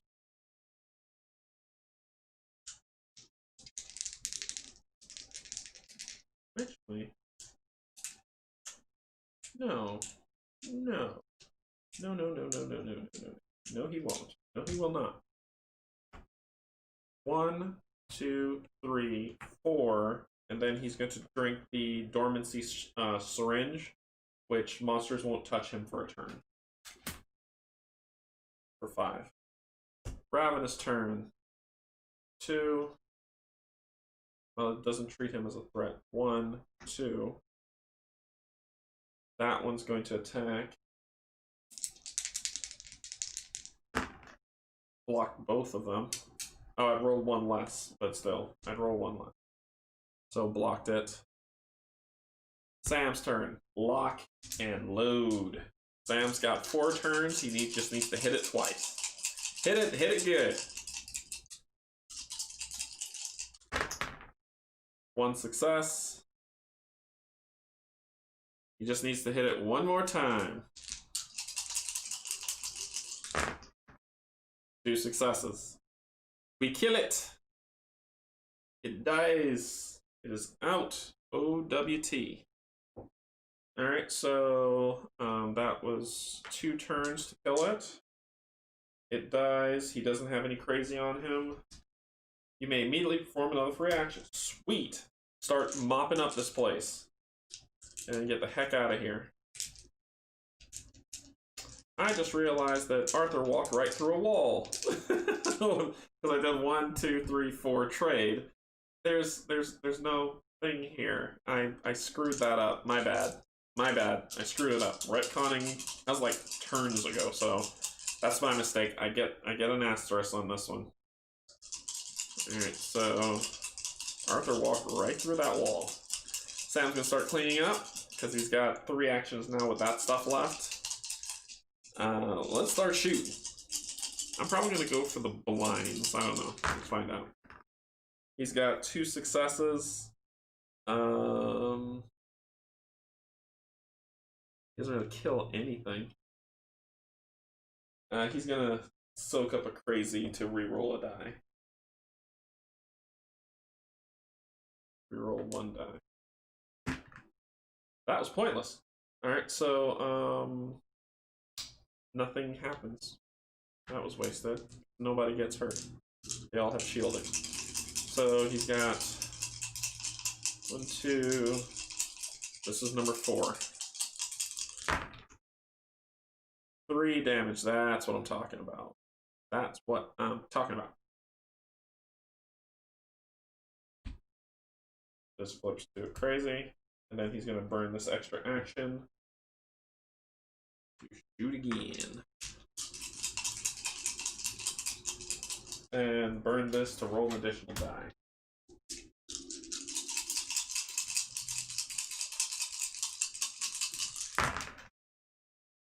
One, 2, 3. And then he'll burn another sanity to deal an additional damage of 4, to which he'll apply it to a blind. And that turns to a crazy. That blind gets an activation piece on it. That goes to Sam. Sam's got that. Sam's holding a lot. Sam's got that, though. Alright. So that ends Sam's turn. Agonies go. For creep crawl. Creep crawl. Into them. Nobody. Deliriums go. You're in range. Oh wait, they don't see him. They can't touch him. So they'll move here. So it's just the 1. And because I'm in this space and I end my turn, I roll 1 less die. Oh, I gotta roll this thing first. Nothing. And no block. So take a damage. Arthur. Nobody. The blind move. The gloom.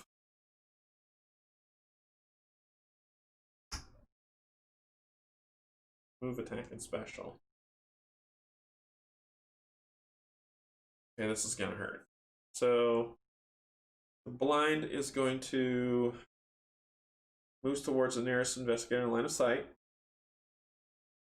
Does a regular attack of 2 damage. 2 damage. I know you hate me saying damage. 2 damage. Somebody's taking 2 damage. It will be Sam. And in line of sight, because that's a wall, they get weakened. Sam and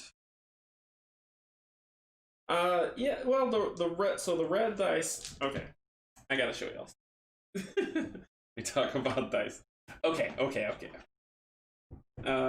So it kind of went a little crazy on the dice, and I got every dice that goes with this. So there's this black and red, the red and black, and then the standard that comes with the game.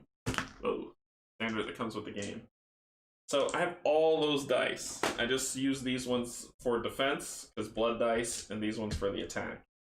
And I have lots of dice for this game. Alright, so they go, and they're weakened. His turn.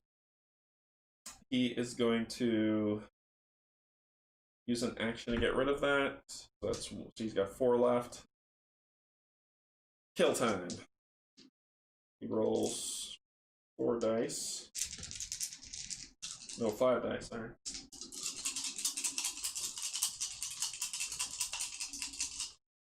After the target monster takes at least 1 wound, it is slowed.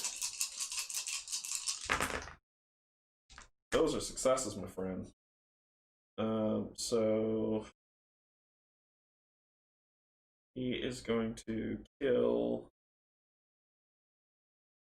That thing has 2 health, I think. Yeah, so it takes 1 damage. Yeah, cook it again.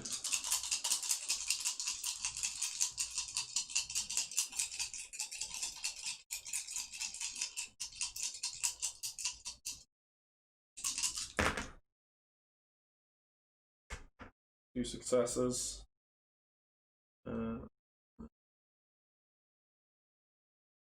1 damage on this guy, because when he's on devoured space, he has shielding. That's 2. Well, 3. 1 success, which means jack squat. But I will spend a sanity. Reroll a die. Nope. No. Oh, the heck. Alright, so, and then. Better. Kills this thing.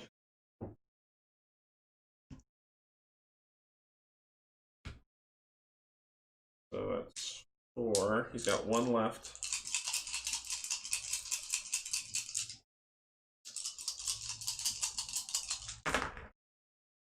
Three successes.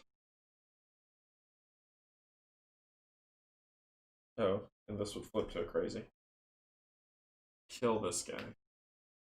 Get him out of there. He's causing me pain. A card for that, finally. You may choose to discard a devoured effect on the board. This. Alright, that ends their turn.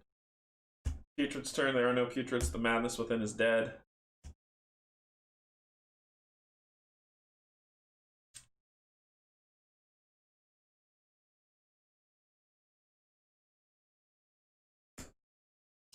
We're close. Where's dice baby roll?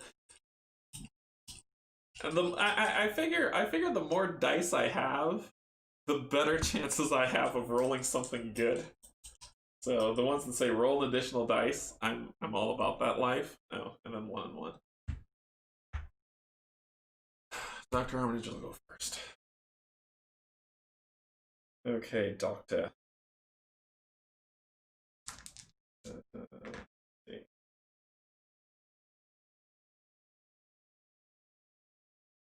Oh, and you can rest, right? When you rest, you don't get health. You remove sanity. You rest your brain. You don't rest your body. Like I said, rules. So bad stuff happens. Each investigator rolls 1 die. On a heart or an eye, discard a success token from a face-down identity marker held by the investigator. Sambo. Nothing. This guy. He killed... Nothing. He already gave his card over. He has no card. Sam has all of them. No card, so... Sam has... Like I said, Sam has all of them. Okay. Alright. And then pain of 3s happen again. Agonies. Defeat. The agony of defeat. And there's the potential of you running out of monsters, but there's a rule for that. So, 2 agonies are on number 2. 1 agony is on number 29. That's 1. Putrid, finally. 1 putrid's on number 18. Then the third one, blinds.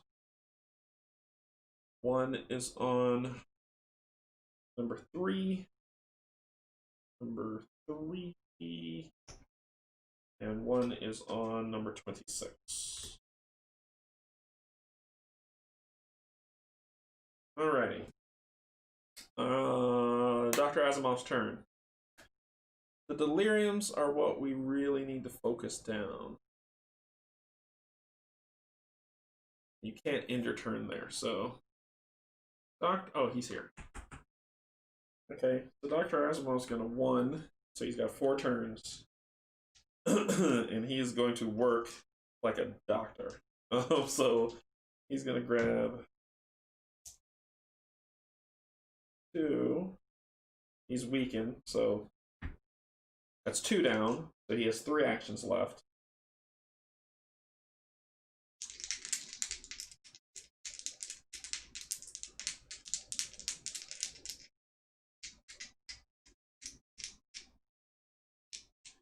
Okay, so he's reduced that creature's by 1, so they're just going to take straight damage on 3 turns.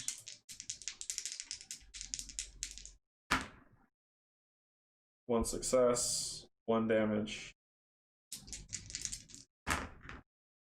1 success, 2 damage. Good grief. And then he's going to rest. Get rid of this stuff. He'll just have to take the pain that comes. Hysterias, none. Sambo, lock and load.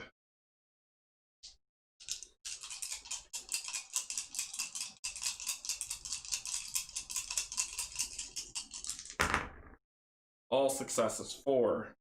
It has 1 shielding, blows it away. He only has, oh, he has to get rid of that. So he has 4 actions. He has 5 actions. 1 to get rid of weakened. 1 to shoot. So he has 3 actions left after this. Kills it.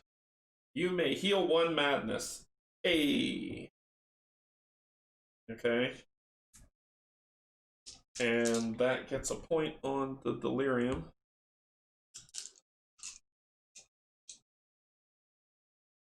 So he has 1 to get rid of weakened, 1 to shoot. He's got 3 left. The gloom. He's going to. So he has 2 left.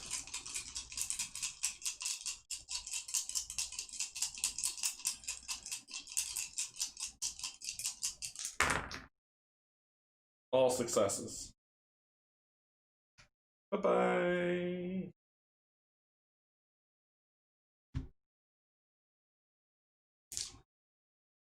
So he gets a card for that. Keep this card, discard to roll an additional die. Okay. So 1 weaken, 1 shoot, 1 weaken, 1 shoot, 1 move, 1 shoot. Oh, and that +1. Ooh, I get a +1 on that. +1. On the blind. And who has that? Felicia does. And 1 move. Now we need to get to Felicia to do a trade action. She's going to come and get that so she can be done with this foolishness. Okay, so that ends his turn. Ravenous. 1, 2. That's a up. 1, 2. Attack. Oh, roll 1 less die. Because that's the Ravenous's way. Arthur. Okay. Then nobody. Then the Agonies move. Hey, girly.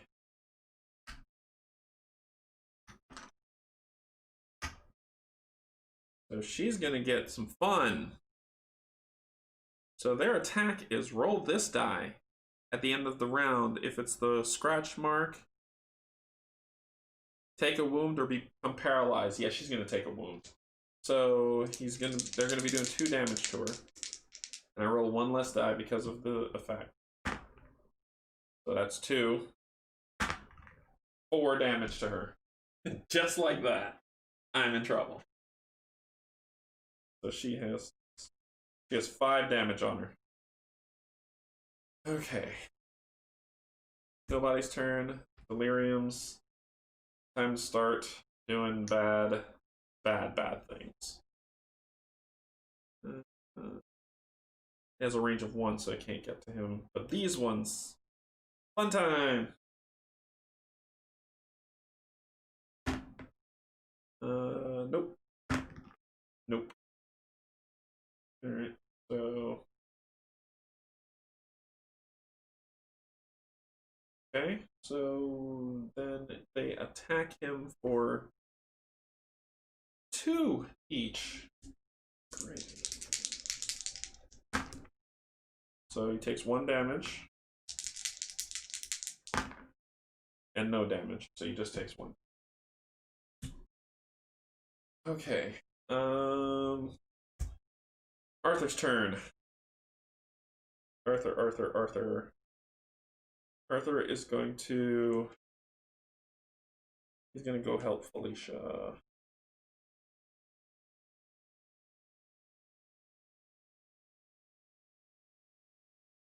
I really need to kill that putrid. Agony's going to go next. Sam's going to go first. So Sam can kill the Agonies. The blinds are good. I just need to get to Felicia. The putrid needs to die. Yeah.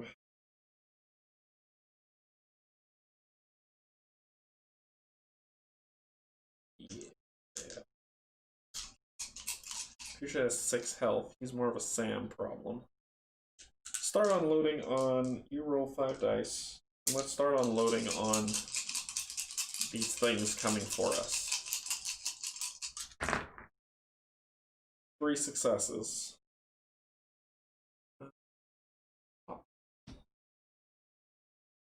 You heal 1 madness.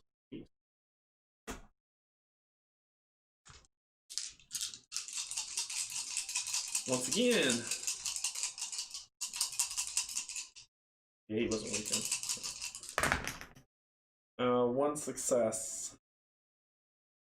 Nothing. Nothing happened. 2 successes. Kills this thing. You may heal 1 wound. Sweet. 3. Give me something good. Give me some popcorn. There we go. Kills that guy. You may choose to discard a devoured effect from the board. Let us get rid of this. That's the end of his turn. Blinds go. You don't have range. But you're in a devoured space, and you're going to weaken Felicia. Not slowed, but weaken. I'm okay with that life. Felicia's turn. To get away from those agonies. Oh my gosh, she can't get away from the agonies. She has to kill 1. Oh no, their escape value is 3. Spend an action to get rid of that. Roll 5 dice. He has to kill 1. I just need 2 successes. That's all I need. She's gonna spend the sanity. Oh my word. Oh my gosh. Success. So she kills one. That sanity flips to a madness. And she's going to move now that she can. So that was one action. 2, 3. Nope, that's 4. 1 to get rid of the weakened. 2 to kill. 3, 4. She's done. Awesome. Putrid. Move. It's got range.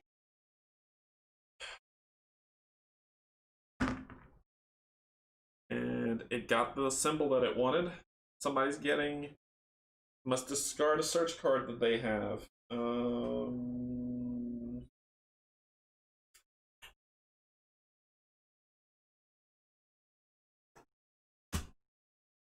And it's going to attack. So somebody's taking 1 damage. I'll let it be Arthur because he discarded the card. Okay. Thank God, that's a wall. I'm walking people through walls again. Oh no, it came from here. It could have been here. That's not happening. Alright. He's dead. This is a close call, folks. Close call. Go here, here, here, here, here.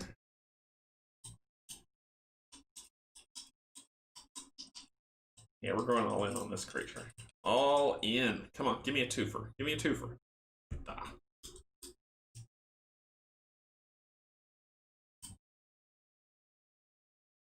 Two and 1. What horrible thing happens now? Next place devoured. Number 1.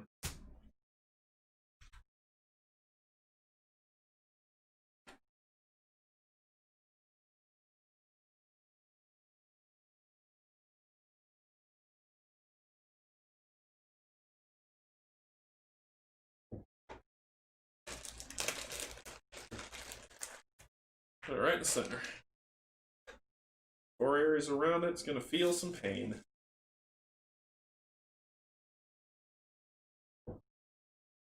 1, 2, 3, and 4. Discard a card, lose a die, gain a madness, lose a sanity.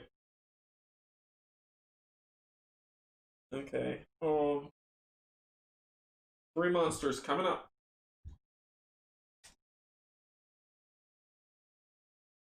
One putrid forms right here. 1 putrid forms on 28. That's not a really great place to have one. Agonies galore. Everyone gets an agony. 25. 25. 27. 2.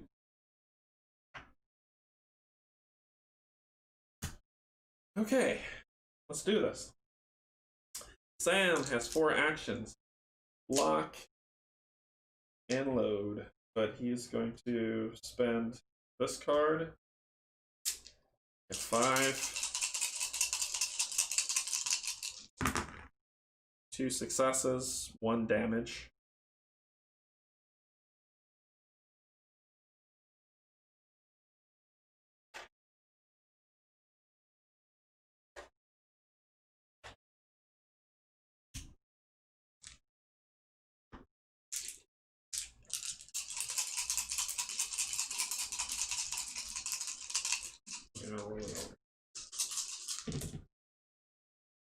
Two successes, 1 damage. He's got 6 health, people. 6 health. That's how terrible my rolls are.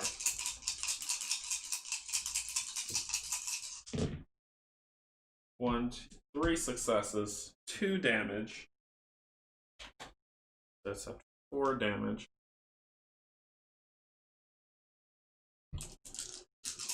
Come on. All successes to kill it.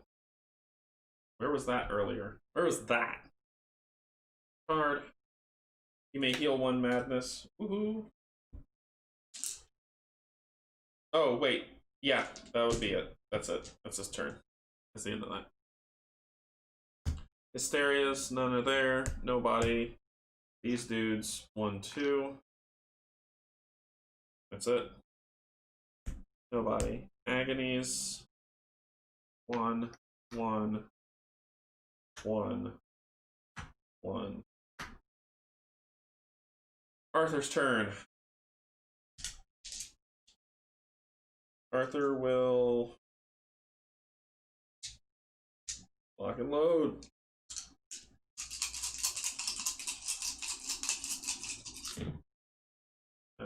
Three successes. Boom. You may immediately perform a free action. Sweet.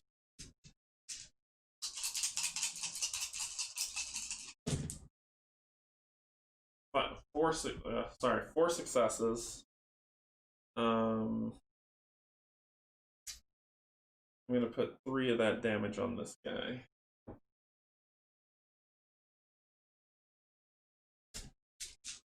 That's 2 actions he took. 4 successes. Kills this guy.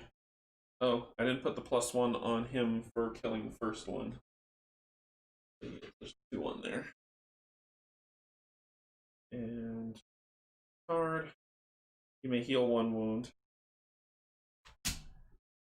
Okay, so that was 1, 2.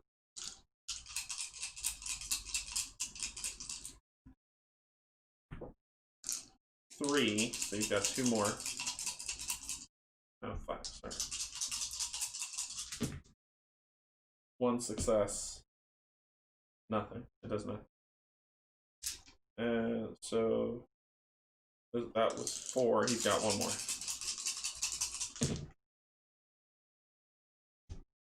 Success upon success, my good man. Boom, blew him away. You draw 1 search card. Healing syringe. Are you kidding me? Okay. And then he's going to spend this to take an extra action. An extra action.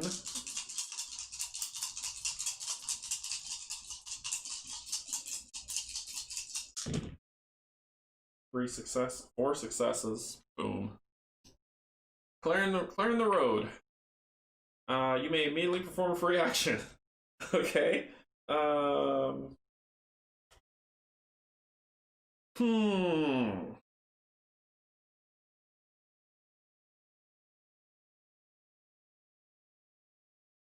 No threats in sight so far. So he will draw. He'll search. 3. An axe. Oh yeah, there we go. Heal 3 wounds or perform a free action. Discard this action. You may discard this to heal 3 wounds from yourself. You may discard this to take another action. I'm going to take the inner healing. Discard the other 2. So he's full up on stuff. That ends his turn. Good round. Deliriums. Oh, Doc. Oh, Doc. Oh, dear Doc. Deliriums are just gonna have some fun. So let's see if he gets pulled. What do I need to roll for that?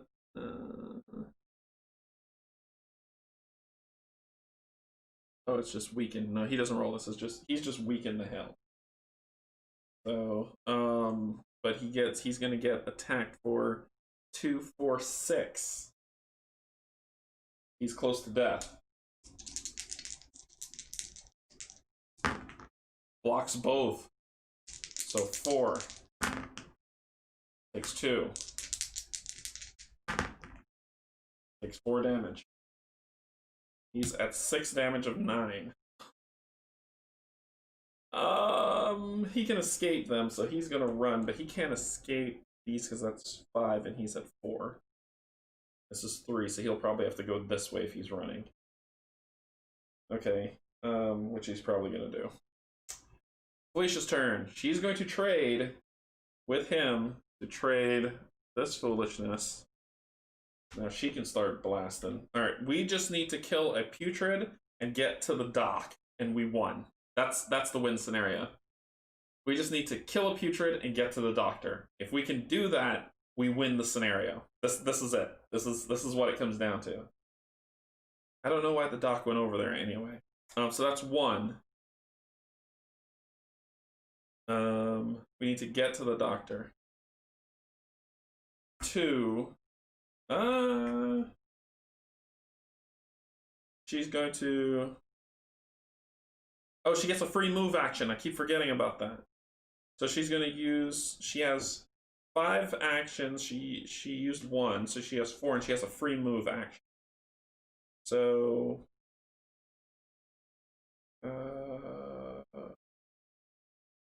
one, going to attack.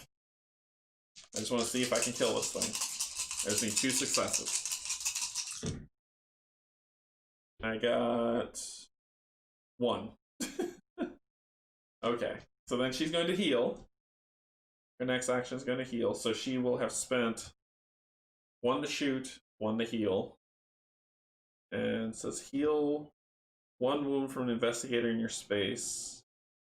Alternatively, exhaust 1 sanity. Oh, no. So she tried to kill it, didn't work. She's in a bad spot. She's going to come back out. So 1, 2, 3. Heal somebody. Sam. 4. And she's going to heal him again for 5. Blinds go.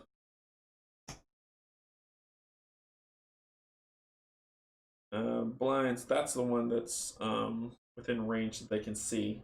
They can both see him. Oh, he wouldn't have been weakened by the delirium, but he'll get... That's 1 he avoided. He is weakened now. 4 rounds. 1, 2, 3, 4.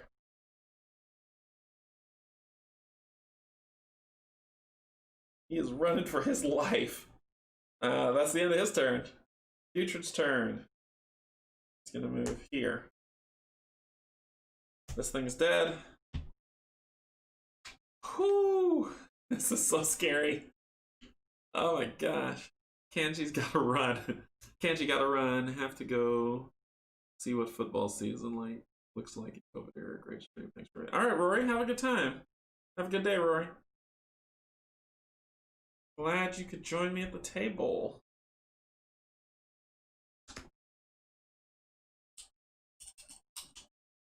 The doctor is running. He will run like you won't believe. He's going all the way around to get to them. Alright.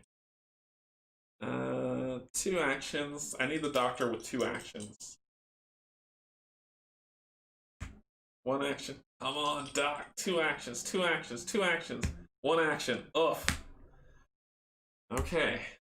We're getting close to the end, too. If I hit this, I lose. So next devoured space is number 17. All this cray on it.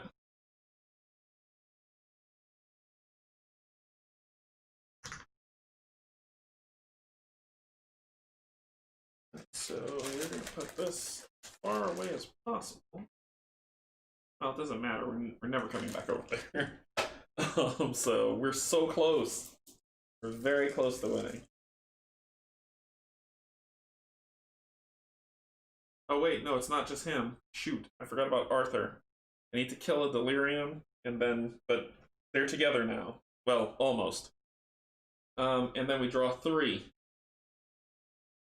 Ravenous time. 1 on the newly flipped one. 1 on number 29.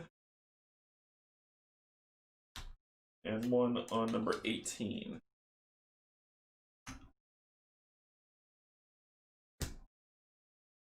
Next one. Deliriums galore. 1 on number 3. That's okay. And 1 on number 26.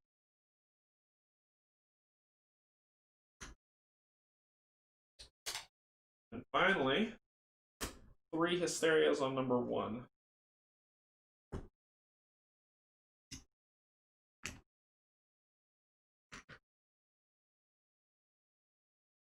Okay. Oh boy.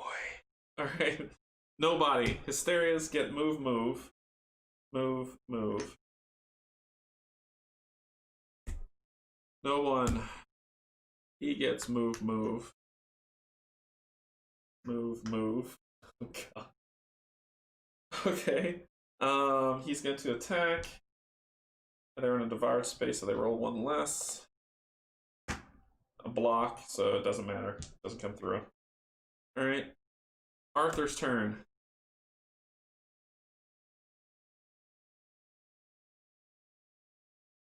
Block and load, buddy. Block and load. Arthur is going to spend... During your activation, you may discard this card to heal for 3. Arthur will take all that lovely damage off. And it wasn't an action. But he's going to lock and load. 4s or higher. 2 successes. It only does 1 damage to this guy. This action number 1. 2 successes, kills him. You may draw 1 search card.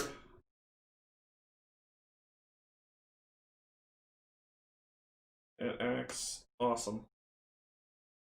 And we're gonna go. That was number 2. Shoot, shoot. 2 successes. Only 1 damage to this dude. Come on. What is up with my dice rolls? Come on. 2 successes. Kills this thing. I'm not doing a lot of damage output. Keep this card, discard it to roll 1 additional. That is what I'm going to do right now.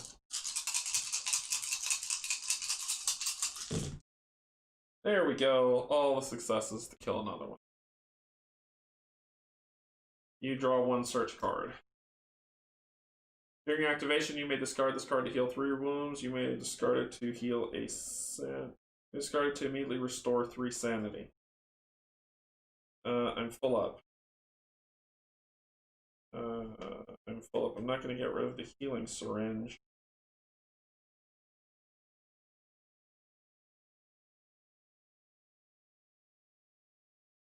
Although this can heal. You may place 1 sanity on this at any time to heal 1 from yourself. Yeah, I'll get rid of the healing syringe. Because I have the other gun, the injection gun, that heals himself or other people. That ends his turn. Agony. Don't have range, my good sir.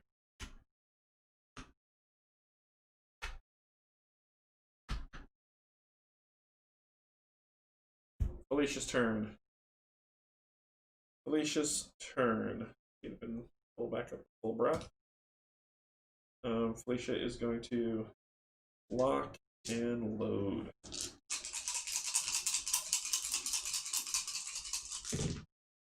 Three successes.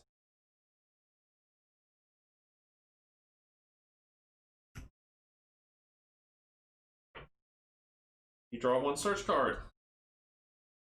You may discard to restore 3 sanity, or when you attack, you may flip this card over to gain range -1. Oh, Oh, I see what that means. So it'll make it close combat.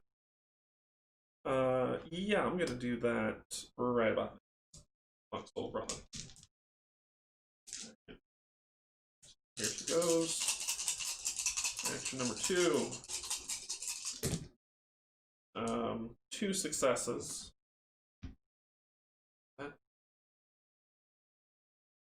You draw 1 search card. Come on. Crowbar. And she will shoot again. Action number 3. 1 success only. No good. Action number 4. There we go. That thing. You may perform a free action immediately. This thing has range. It has all the range in the world. Start mopping up the blood. 2 successes, which is all I needed. Oh, the doctor's going to run. You heal 1 madness. Sweet. And that is it for her. Delirium's turn.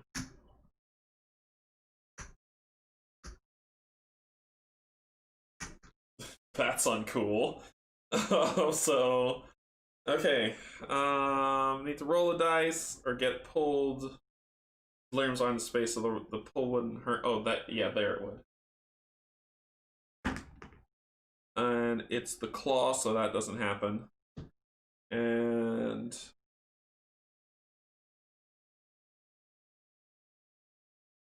oh, the doctor would have taken 2 damage.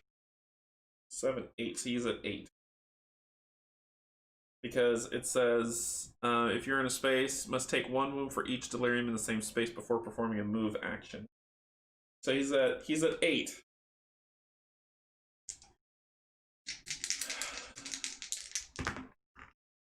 He's going to spend a sanity to reroll 2 sanities to reroll both.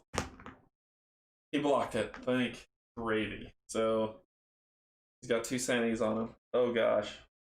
1 more hit and he's dead. His turn. 1. Dang it! He can't move, or else he'll die. No, it's not. He's not on a devoured space. Whew, he's not on a devoured space. 1, 2, 3, 4. And he's going to take a madness.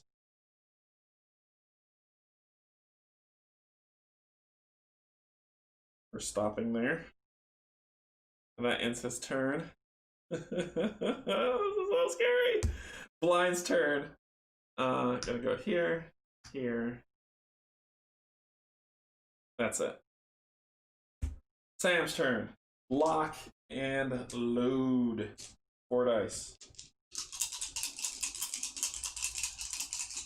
Oh my gosh. 2 successes. Deliriums have 1 shielding, so he takes 1 damage. Sam's gonna shoot again. 3 successes. It blocks 1, it takes 2 damage, it dies.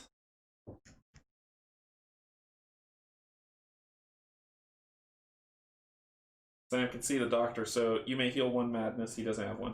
So, Sam's ability, once per action, you may move you may exhaust 1 sanity to ignore monsters, traps, or or choose an investigator in your space to move with you. Oh, okay, not yet. So he kills it.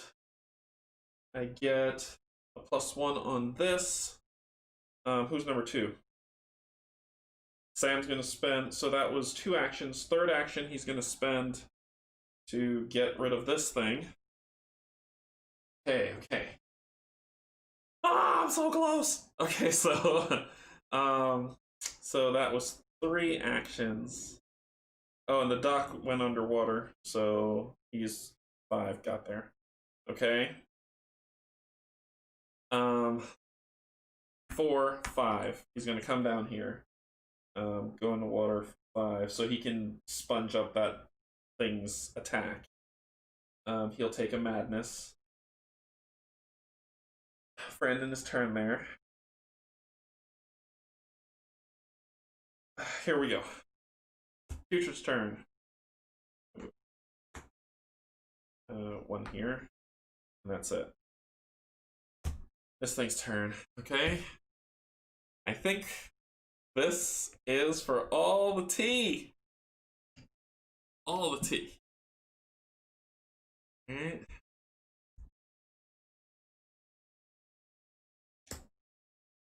Here we go. Sam has your token, Doc. Sam has it. He just needs to soak up the damage with you. We are so close. So close. I need to kill one putrid. I need to kill one putrid. And then, alright, here we go. 2. 1. 2. 1. Move down the track. Each investigator rolls, so this is all on Sam. If Sam gets a heart, an eye, or a scratch mark, we lose one of the putrids. Gone. Everybody else doesn't matter. Okay, so we need to kill 2 putrids now. Stuff gets devoured.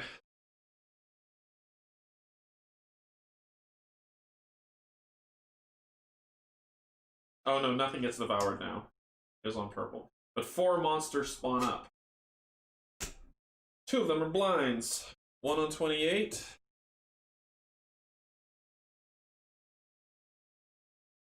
Oh no. one on 25. Woo! This might be bad. It's fine. It's fine. It's fine. Everything's fine. Everything's fine.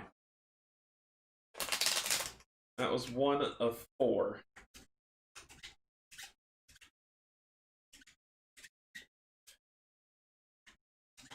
I need to kill 2 more putrids. So that means I need a putrid to spawn in like 3 or 18.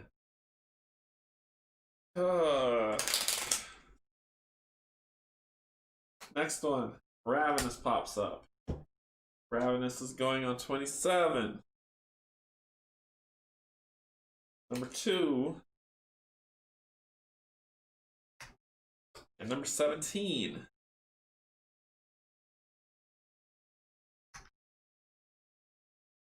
Come on, putrid. Nope. Agonies. 29.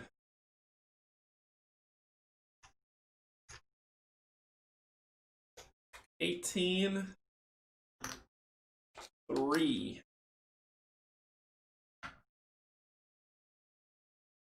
How much have I released? 3 of them so far. And 2 blinds are going on 26. 2 blinds. 1.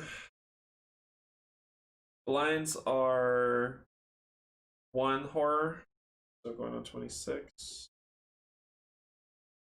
And another blind, 2 blinds are going on 26. When a blind's not, when you run out of ones, you get ones with the same horror. When you run out of those, you lose the game. So we'll go with one of these nerds. We'll go with him. And that's 4.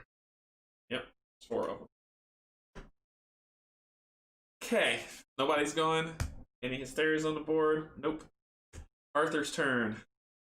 Lock and load, Arthur. Lock and load. Arthur rolls 5 dice, 4s are success.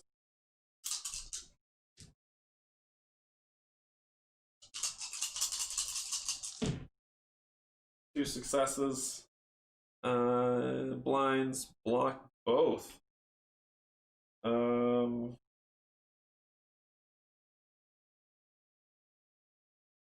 Arthur's going to spend the sanity because he can do a thing. He can do a thing.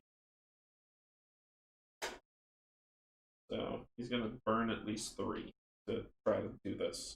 1. Reroll. Nope. 2. Reroll. Success. 3. Reroll.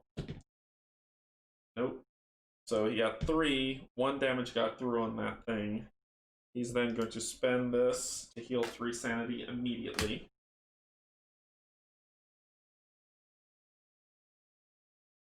So that was action number 1. Action number 2, attack again. 1 success. Ew. Action number 3.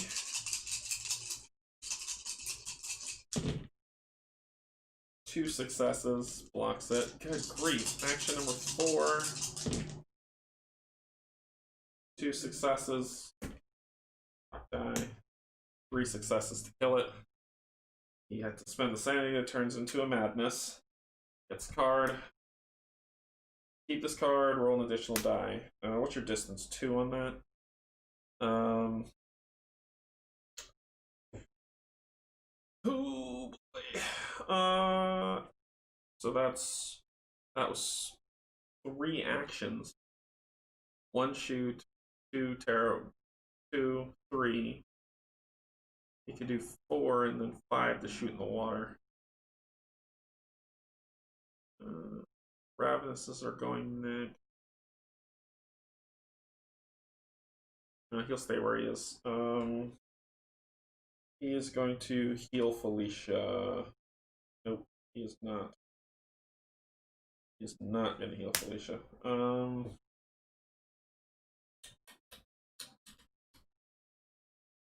He's going to stay where he is. Search. Grappler. Electro Rod. After a target monster takes at least 1 wound, you may exhaust sanity to move it 1 space away. Or Brute Strength. When you attack with a melee weapon, you may flip this card over to gain +1 or discard it to restore 3 sanity. I've got 3 items, so there's 4. And he's done. Ravenous turn. 1, 2.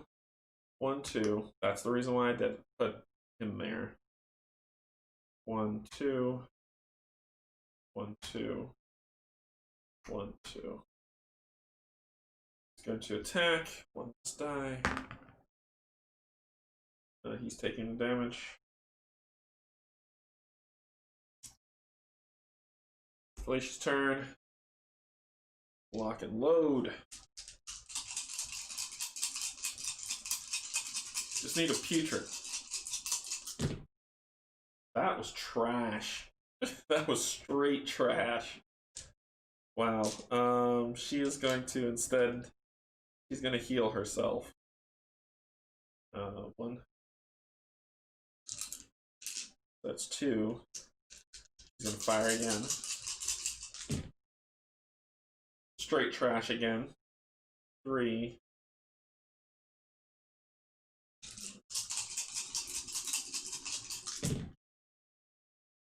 2 successes.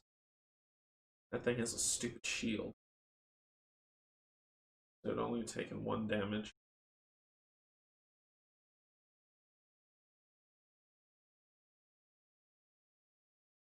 That is... It's her turn. Agonies go 1, 1, 1. They don't have they don't have any range. Doctor's turn. Oh, Doc. Oh, Doc is going to. I should have used her to run down and heal the doctor, but Doc is in the drink, so no space is safe for this man. He just needs to stay with the preacher, with Sam. I don't know if I can win this scenario. Let's get rid of this weekend for 1. Attack. Trash. That's 2 using oxygen.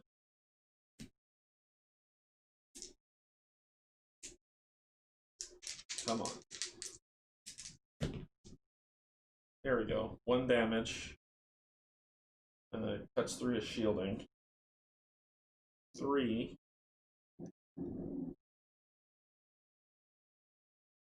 4.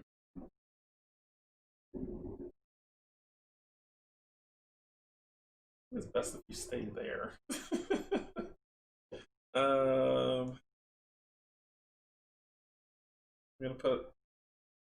I'm gonna rest to get rid of these 2 crazies. And then it said you may place 1 sanity on this card at any time. Cannot disrupt an action. To heal 1 wound from yourself. Just in case. Alright, that's the end of him. Delirium's turn. Sam's turn. Lock and load.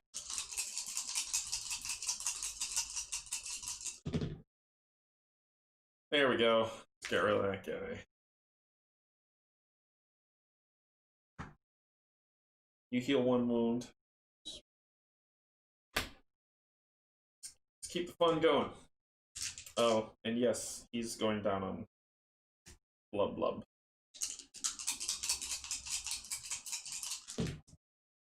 All successes. Throw you away. You may immediately perform another action.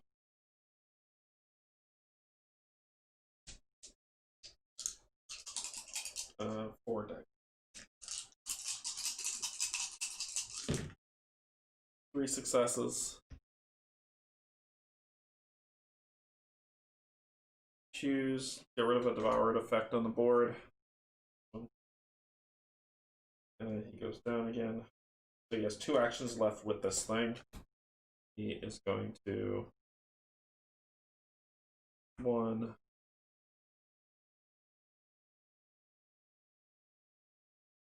Just down to 1. 2. Get some oxygen. Where he goes back down to help the doctor. Cool. No, he won't. He won't do that. He won't do that. He'll be at 1. He's going to end his turn there. Because this thing is going to do this, and it has... Oh, it doesn't have range. I thought it had range. So, yeah, he'll go up here and get... I'll do that. I'll do that. They are coming in mass. Nobody. Putrid's turn. Gonna move up here. That thing's dead. This is it. This is it. I either succeed here or I do not. I just need 2 putrids. That's all I need. That was some good rolling. Sam's my man. I just need 2 putrids. That's all I need.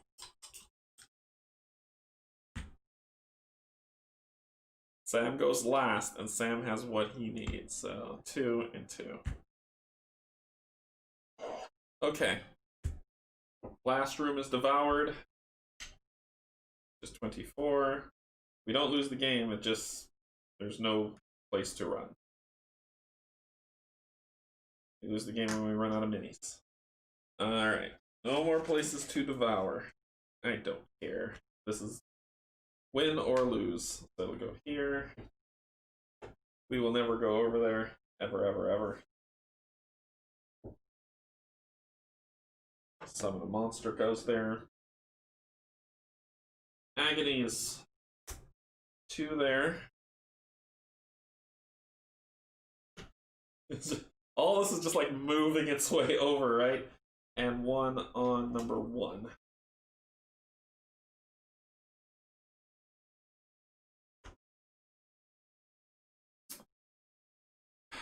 That's 4. Next up. 3 Ravenous.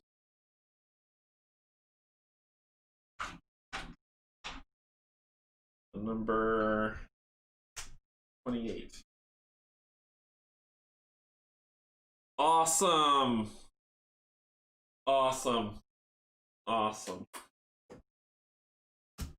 Deliriums galore on number 25. One there and one on number 27. No more deliriums, thank God. Oh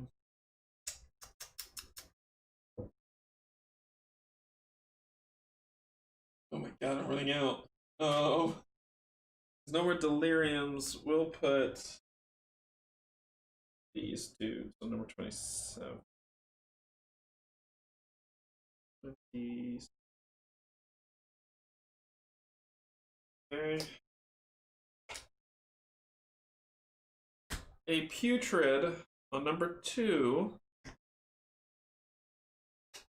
And finally, the 2 deliriums on number 17. I don't have any more deliriums or... Yep, this is what it is. This is everything on the board on number 17. Oh boy, here we go. Here we go. Arthur first. Arthur, let's help our buddy, shall we, Arthur? You roll 5 dice. 4s or better.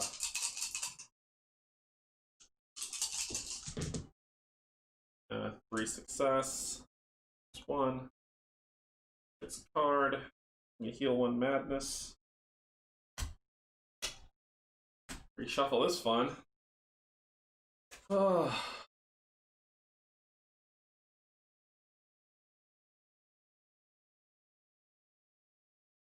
This is so terrifying.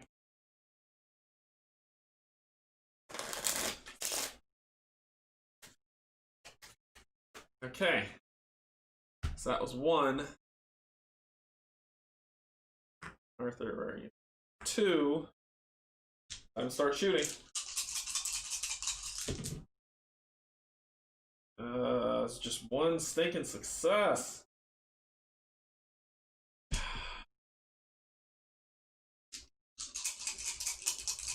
This is it. Let's do it.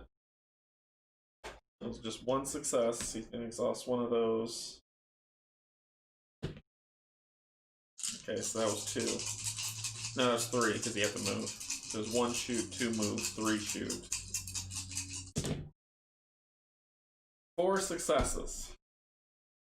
I'm putting them all on the putrid. So the putrid takes 3 damage. Hysteria's flat flat. Her turn. She is going to... She's about to dive in. Roll 5.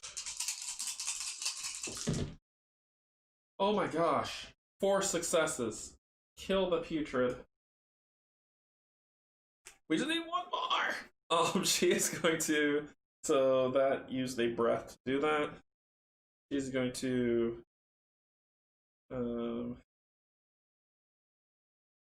heal him for another. She is then going to she got 1, 2, 3, and she's going to try to kill these things.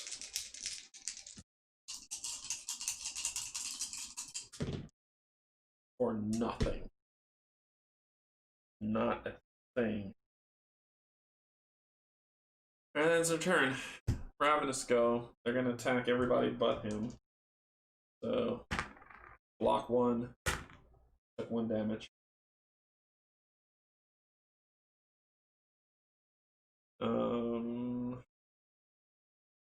Move here. The damage. Move, move, move, move. Okay. Doctor.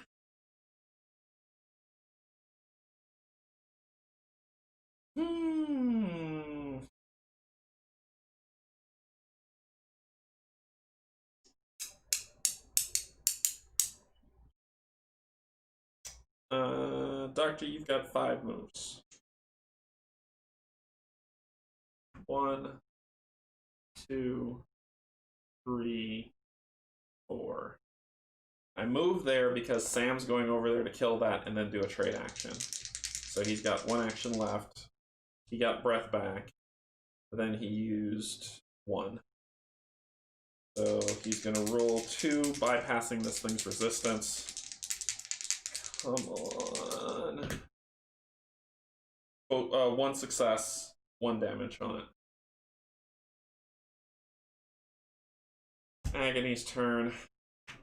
1, 1.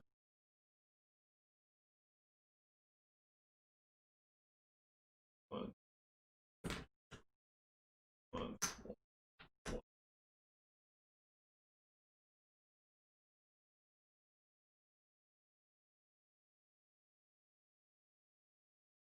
Okay, so he's gonna burn an action to get over there, so it's 2, 3, 4. I can't do it. I can't do it. I can't win. Shoot! Ah, man, I was so close. Alright, only because Agony's escape is... He's a 7 to escape, and he has a 4. He has to use an action to burn a sanity to move away from them. That's the problem. Here we go. Let's see what they do to him. They attack him for 2. 2, 3 damage. He takes 3 damage. Nope. Nope. So he takes 3 damage. He's at 7 of 10. His turn. I just needed 1 extra action! Alright. We're going all in. So he's gonna take use a sanity as an action to ignore their trap effects. So that's 1, 2, 3, 4. And he's gonna roll his die. And he's going to... He's gonna... 2 successes. He's going to spend 1, 3 successes. That puts it at 4 damage. He's gonna... Can't spend another one. He's chewed up. 4 damage to it.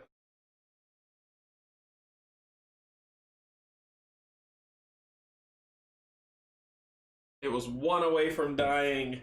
The trap effect did it, and I lost. That ends his turn. Deliriums go.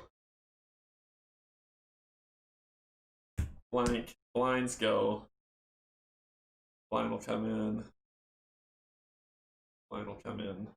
And they attack. Sure. Then block, so Sam would take 2, so 3, 4, 5, 6, 7, 8, 9. He's at 9. And he would take 2. Go. Putrid go. Putrid attacks. And the Putrid's ability says that if an investigator's in the space when it's shot, it takes damage. He would have taken 1. He had taken 2. Sam would have taken 1. Sam would have died. Well, Sam would have stopped here and shot the thing, so Sam wouldn't have died. Okay. Nobody. End of round. Track moves. I lose. Consumed by madness, but we're moving on in the story because we're not going to be replaying scenarios. This game's hard enough as it is. So let's see what happens. I was 1 away. I was very close. That 1 drop off killed me. Like that roll. That's the only thing that defeated me. Close. All right. The mad swirling maelstrom begins to crack as the throbbing, slithering horror within it bellows from both its mouths. It's getting close again, you say. How much more do we have to do? We're almost there, Randy says. I can feel it. You all take hands to form a circle and close your eyes. Are you kidding me? The whirlpool of pure madness is drawing closer to you. You can feel the charge against your skin, the roiling in your guts. It whispers to you, commands you to come to it. Screams inside your skull. You know that if you looked at the approaching horror, you would see your face staring back at you, your skull hollowed out like a jack-o'-lantern. The hideous aberration wails from both its mouths, and then it shatters. You open your eyes to look just in time to see reality shatter with it. No, you cry. It doesn't make any difference. You have all but thought too much. You have all been through too much, and you're all too bone weary to hold on. Your grip is wrenched free of your teammates, and you watch helpless as each one of your friends spirals away into the collecting mist.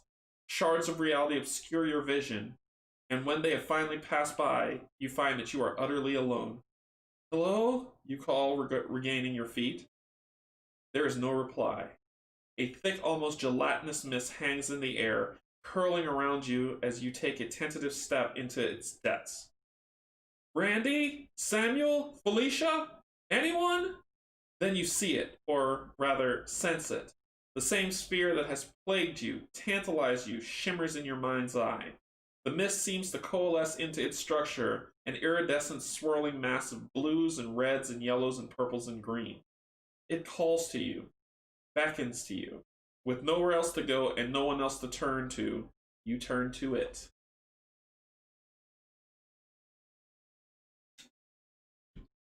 And that is the end of chapter 5. We have 2 more chapters to go before we are done with the campaign.